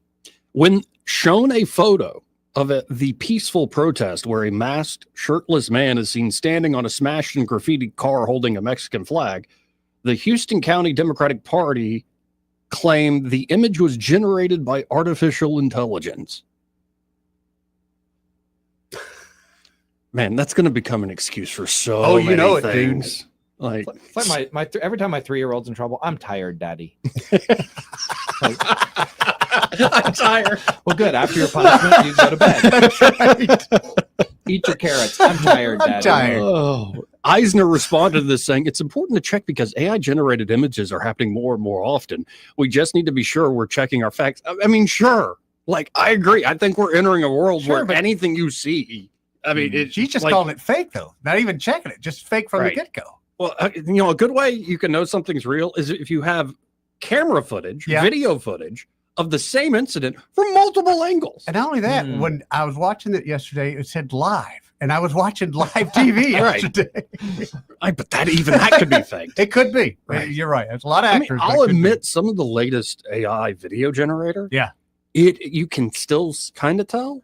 Yeah, but you got. But if you're not paying than you used to, attention, yeah. it looks like actors. There's just people of doing a certain scene. age that can definitely be tricked by that because they don't even know to look for that. Right. I mean, and some also they're very good, but then you hear the content of what they're saying, and you're like, oh yeah, that's fake. Trump wouldn't have said that.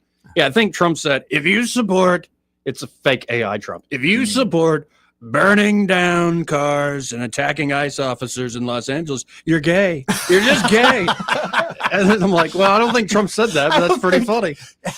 That is certainly Well, you know, funny. we talked about earlier in the hour about the importance of preventing AI in political campaigns. But now we have the reverse problem. Now we have it's not AI generated, and you're saying it is. Yeah, that's that's also a the thing. It's problem. gonna. I think a lot of people are going to use that though. Oh, that was AI, and that'll be the new way of saying no, it didn't happen. Oh, it did happen. No, it was AI. So if I ever say anything really dumb on your radio show, I'm gonna say that was AI. That was AI. That was me. Yeah, you have pics to show it didn't happen now. Right. It's just, it's so ridiculous. Watermarks. Right now. You're gonna have to watermark everything. So also, I don't want to just give advice to the Democrats. Maybe the advice isn't worth much. I think it's nonsense. But I don't understand why Democrats in Alabama keep playing into the national party's narratives, like the National Democratic Party's That's a narrative. good point. You have a unique history here for your party that you would love to present, and you do present it to get tourism, all sorts of stuff.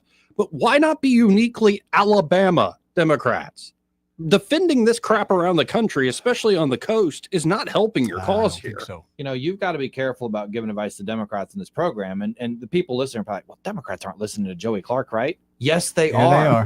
Like, I go on Jeff Poor's show in Mobile, and I have a Democrat friend of mine. Like, every time I'm on there, the guy's texting me. Yeah. And I'm like, oh my goodness, they're listening. I asked him one time, he used to work for the Democrat caucus. Okay. And I texted him one time and I said, or did you just happen to be tuning in? He's like, oh no, we're listening every day. Okay. And one time I went on Huntsville radio and I said something good about a Democrat state senator. I mean, I said her bill's terrible. We need to make sure her bill doesn't pass, but we got to be really careful because she's really smart. She's charismatic. She's powerful. Like I was complimenting her in that way, but I was saying I don't like her bill. And I go back into the state house and she's like, I heard you were speaking good about me on the radio, man. Thank you so much. That was a nice compliment. And I thought, oh my goodness, they're listening to us. Yeah. Oh yeah. So don't give out too much good advice. You know who listens, Joey? Everybody. It's just like part of me. I've been saying this to the mayor of this city for a long time. Like Montgomery in particular has this unique history. Like, why is it like, and maybe there's stuff I just don't understand that you got to play ball with the National Democrats and yada, yada, yada. But I'm like, what's it getting you? You know, if you're a Democrat listening to this program right now, please call in. 272-9228. Be careful what you wish for. We want to hear your reaction to Joey's advice. Why don't you be uniquely Alabama Democrat instead of National Democrat? Right. And I mean, honestly, we had Anthony Daniels on during this session, and his whole idea about cutting tax, he sounded like Art Laffer about dynamic scoring. I told him when his overtime exemption bill passed, I said that was the best bill that passed that year. It really was, man. And it's stuff like that. Of like, maybe we have this sort of race to who's the better populist in Alabama. And that would be good for everybody. Yeah. That would really be good for everybody. And you can still have really good arguments over what's the best policy. But now it's sort of like there's action within the Republican caucus, like what might get done. A Democrat might have one idea working with some Republican. But if you actually have a dynamic party system, but I mean, I think we're just we're a one-party state. Like we used to be all Democrat. Yeah. Now we're pretty much all Republican. We've always been a one-party state. But all our cities so many of our cities are blue-run cities. Well, yeah, I mean that's what drives me nuts. But that's everywhere. You have these blue dots in the midst of Huntsville. I mean, Tommy Battle is still a Republican. Right. I talked to him last week. I mean, good for him. Madison County, I think Tuberville won Madison County 51-49 in 2020. So, I mean, we're almost losing Madison County now, which is scary. Yeah, it is. But I mean, we may have to look at some of those state Senate districts up there. We've got a couple of them. I'm thinking of Gavin, Butler, that are just right on like the 53-47 type. They're on the bubble. And in a bad election year, we could lose a couple state Senate seats. It's almost like, I think the Democrats would be okay with this, but when we redistrict in 2030, you almost just need to sacrifice a seat to the Democrats and say, you take this one and we'll firm up the other ones around this area or something. Yeah. Well, and we'll see. I think I believe I saw either this morning or over the weekend that the Attorney General, Steve Marshall, has appealed the congressional redistricting up to the Supreme Court. That 3-judge panel was pretty vicious in their response. Well, they were, and one of those was appointed by Reagan, one was appointed by Trump, and one was appointed by Obama, I think. So 2 of the 3 were, quote unquote, Republican judges, and they still smacked us down. So that's concerning, but good for Marshall for appealing that. Yeah, we'll see. Also, you're seeing, I've interviewed her, I think, once or twice before. Catherine Robertson is soon to announce her 2026 AG run. And I guess Jay Mitchell is also announced. Yeah, and Pam Casey. I don't know Pam. I met Pam for the first time at Pike County Farmers Federation last week. I thought she gave a real good speech. So I know the other 2. But I know Jay. I never met Pam Casey. I've been impressed the 2 times Catherine Robertson's been on. I've been she's impressed. Smart. She's smart. But I mean, you never know until you actually get on the ground, start campaigning around the state. And for all the talk of AI and cryptocurrency and the new technologies out there, and there are a lot of cool new tools, nothing works in this state like actually getting out there, visiting all the counties, shaking people's hands, going to those small events where it's dozens of people, if that, and like getting to know the folks around here. People really do respect that. Catherine Robertson makes fun of me at these Farmers Federation meetings because I'm always leaving the Capitol and I drive to a meeting, so I'm in a suit and I show up in a suit, and she kind of pokes fun at me. She's like, "You realize this is a Farmers Federation meeting, right?" I said, "Yeah, but I'm not running for ag commissioner either." So, wait, what would be the uniform? Jeans and like the button up and the blue jacket, and FFA and a hat. And although the blue jacket was good, cowboy boots. I got out. I forget which county I was in. It's in some rural Alabama county. I got out of the car and this farmer yells at me. He goes, "You sure you're at the right meeting?" And I said, "What, do I not look like a farmer?" But when I got in there, I said, "Look, y'all, I'm not running for ag. If I run for ag commissioner, you should not vote for me. Okay?" Right. I don't know the first thing about ag, but I'm running for Secretary of State, and I know a lot about that. Yeah, well, you're dressed in the part. You're not coming down there pretending you're somebody. I'm not pretending to be a farmer. Right. I'm not a farmer. No. Yeah. No, and like that's just a good world. Don't pretend. Yeah. And just be like who you are. Let's go to line 1. You're on there. Who's this? Firechild, and Hey, I am Firechild. not a Democrat. I was hoping we had a Democrat calling in. No, she ain't a Democrat. Ain't is the key word. Hey, who sets like if you have an LLC and your property tax, who sets that? Is that by county or is that how's that? Are you talking about your business personal property tax? Yes, like I have a rental house and I have it in an LLC. Right. And the property tax is outrageous. Are you okay? So again, are you talking about the property tax on the house or the property tax on the personal property that your LLC owns, like your equipment and tools and stuff? She's probably talking property tax on the house. The former is the property tax on my house. On the actual house. Where's your house at? Flower Child. Auburn. There you go. Auburn. Yes, I mean depending on where it is, there's county taxes, there's state tax, and there could be a city tax, property tax. Yep, all 3 of those probably hitting you in Auburn. And since it's a rental, you don't have a homestead exemption. So that's a 3-timer right there. Yeah. It's just outrageous. what they're charging over there. It is. It is until you look at other states. A friend of mine moved from Chicago basically, and his property taxes were like 19 grand a year. Oh my goodness! I was like, what in the world? And I thought, well, you must have had this the value of the huge property, house. though. It was overvalued to say the least, but it was not a big property at all. It was pretty much an average house there. When he came here, he was able to buy on the lake. He thinks he lives in a mansion now because his taxes, his taxes alone, 19 grand. That's unreal. Wow. I could not imagine it. I've got rental properties here in Alabama, and Madison City is very high property tax. I'm paying over $5,000 on some of those. No, I know, 5,000, and these are houses that rent for 2,000 to 2,300. And I'm 2.5 months into the year just to cover the property tax. Just to cover the property tax, yeah.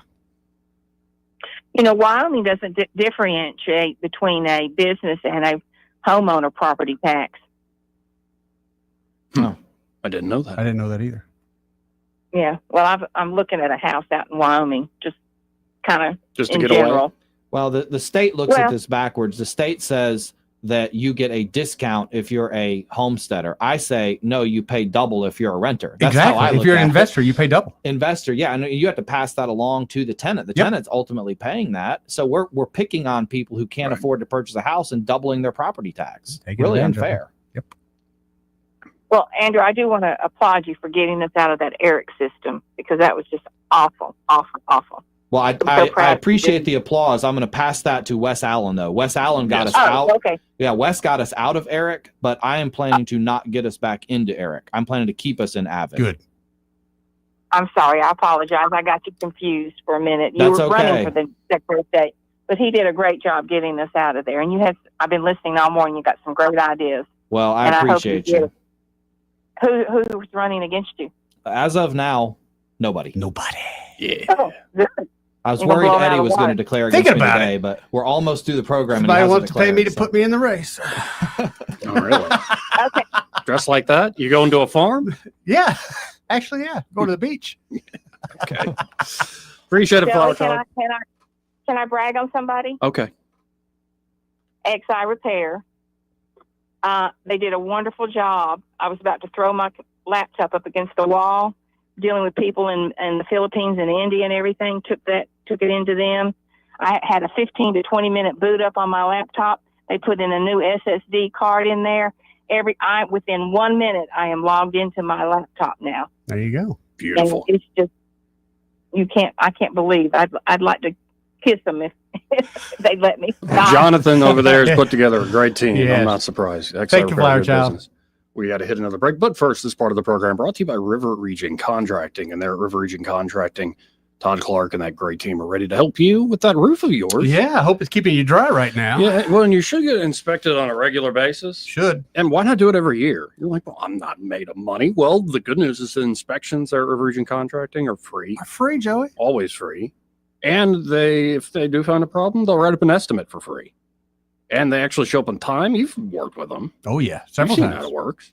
They'll sit down with you. Here's exactly what the problem is. Explain to you. Even showed me some photos of what they saw up on the roof, so I knew exactly what they were looking at. Right. And if you're, getting it checked on a regular basis, you're probably not going to have that headache with your insurance company. True. But if you are worried about that insurance claim, they're insurance specialists there at Yes, River they Region are. Contracting. So they can walk you through that process, make it swift and easy.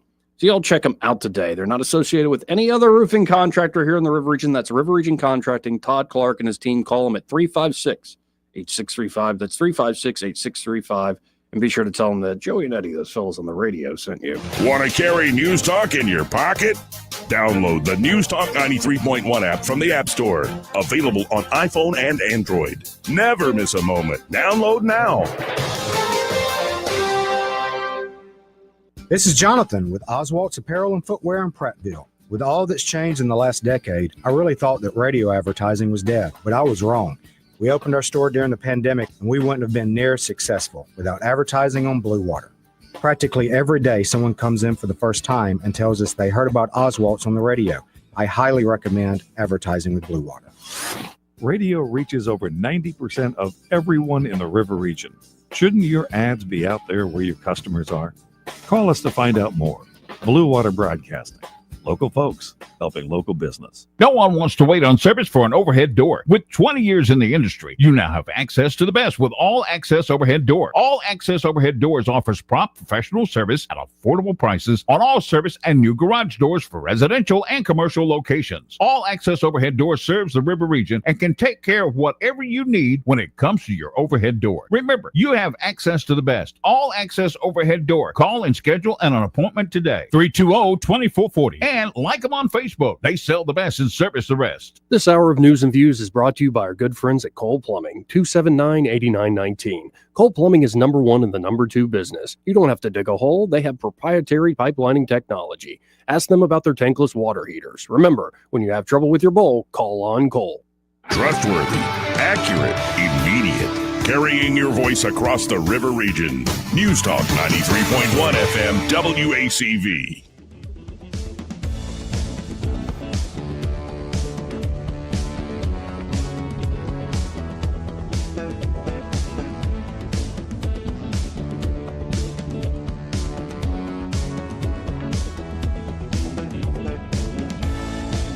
Joey Clark.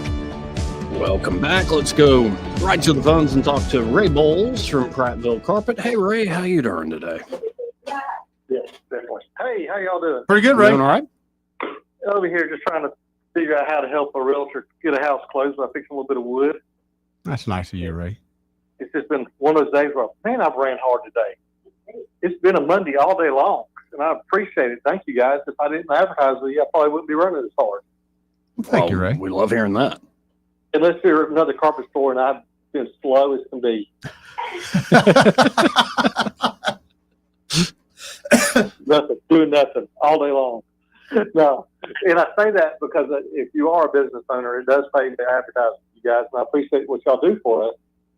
And as always, if you need a floor, call us 285-8117. We've got great sales all the way around. Don't forget, we got the cash and carry sale going on that the big box stores can't touch at $1.39 a square foot. Plenty in stock. Come get it. Go home, do your project. There you go. Just that simple, folks. And again, that number, 285-8117. When you call them up, be sure to say, hey, I heard Ray Bowles on the radio working hard. Guys, have a great day. Thank you, Ray. So, do we learn anything today? I mean, we learned a little about your platform. Yeah, I like that about platform. Good. And I like that acronym, the plan. Mm-hmm. PLAN. My wife helped me write that, and she came up. She's like, "All right, you said you wanted me to write an acronym for your plan, and it's plan." Keep it simple, baby. Said, That's well, good. You took my instructions literally. Okay. No, it's good. It's good stuff. And I don't want to, especially if folks see you in person, but the watermarking on your, I dig it. I guess, push card, whatever you call this. Yeah, push card, palm card, rack card. There's all different names for them. Card. But you've watermarked these to say watermark our ballots. That's the best way I could think of to Yeah, get the message Put an example across. out there. It's on both sides. And I know we're going to talk again before this campaign is over and done with. We got a long ways to go. We do. But still 11 months out. Mm-hmm. very encouraged by say how you've started this thing. And I'll just say it now, best of luck. Well, thank you. And I look forward to that. I'm glad you like my acronym, but Rich Anderson texted me one. See if you like this one better. It's Election Integrity and Efficiency Investigations Office, EIEIO. It took me a minute to get that. I like where he's going with it. You're going to have to start wearing jeans to Yeah. these farmers.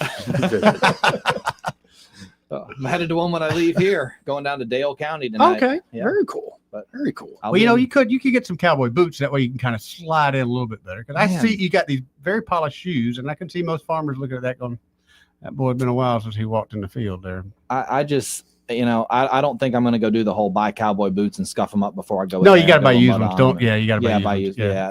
If you're gonna fake it good. I'm just not going to fake it. I'm going to go and I'm going to tell the farmers where I stand on election integrity, and I hope that's what they want to hear. And at the last 46 Farmers Federation meetings I've been to, that's what they like. I don't think they figured care as what much. I'm wearing. They know I'm Right. genuine about election integrity. That's the message I'm trying to convey. There you go. Yeah, but they still give people a hard time. I hope I don't It's mind if fun. they mess. You can mess with me all you want as long as Yeah. you vote for me. There you go. As long as I got your vote. Yeah. So the world's still everything holding together. Nothing crazy's happened. Well, we've been having fun for 3 I hours. don't think so. Protest in LA still on. Yeah, it's still happening pretty good there. All right. Like nobody's been shot or anything. We'll still be talking about that next week. It'll still be going on. It'll still be going on, yeah. And we really don't have time, but it's the top story at 1819. Katie Britt was going off on Twitter. Oh, yeah, like tweet after tweet after tweet, like about the Democrats. Like, this is so stupid that y'all are defending this. So got a point. They're putting bus loads of illegals together right now and busing them into LA. I guarantee you to start protesting. And we need to have our ICE officers there greeting them. Ooh, good point. We could round up a lot. Right. Big sign, protest this way. And I do like the optics of like Tom Homan, like I've retired 3 times and they brought me back because I'm getting the job. Like that guy brought me back. He's been through the ringer so much, he just does not give a damn. Dude, he's got some miles on that too. Like what people think about him, like all that stuff, he does not pull punches. So I think we got the right guy in that position for the time being. But I say our border crossings are down to like single digit. Like Right. Some days are like 7. Right. That's amazing. Wow. Okay. It was 170,000 3 years ago. Oh, and I didn't mention this on the show yet. I saw Governor Ivey's official Twitter account said, new addition to the Alabama governor's mansion, meet Huntley, the first dog of Alabama. I say I support Huntley 100%. Dogs are better than most people, including myself. I'm happy she got a new dog. Me too. And it's, I think it's a yellow lab. It's golden. I think it's beautiful. Yeah, beautiful. Papa John's got one. Same thing. Beautiful dog. We'll have to go audit the governor's mansion just so I can meet the dog. Oh, good There idea. you go. That's how I met the last one. Well, appreciate your time today. Yeah, the 3 hours always flies by. It really does. And y'all stay tuned. Happy Hour with Greg Vidal and Pamela. They're next. Broadcasting from the Riverside Chevrolet Master Control Center, this is WACV Cusana.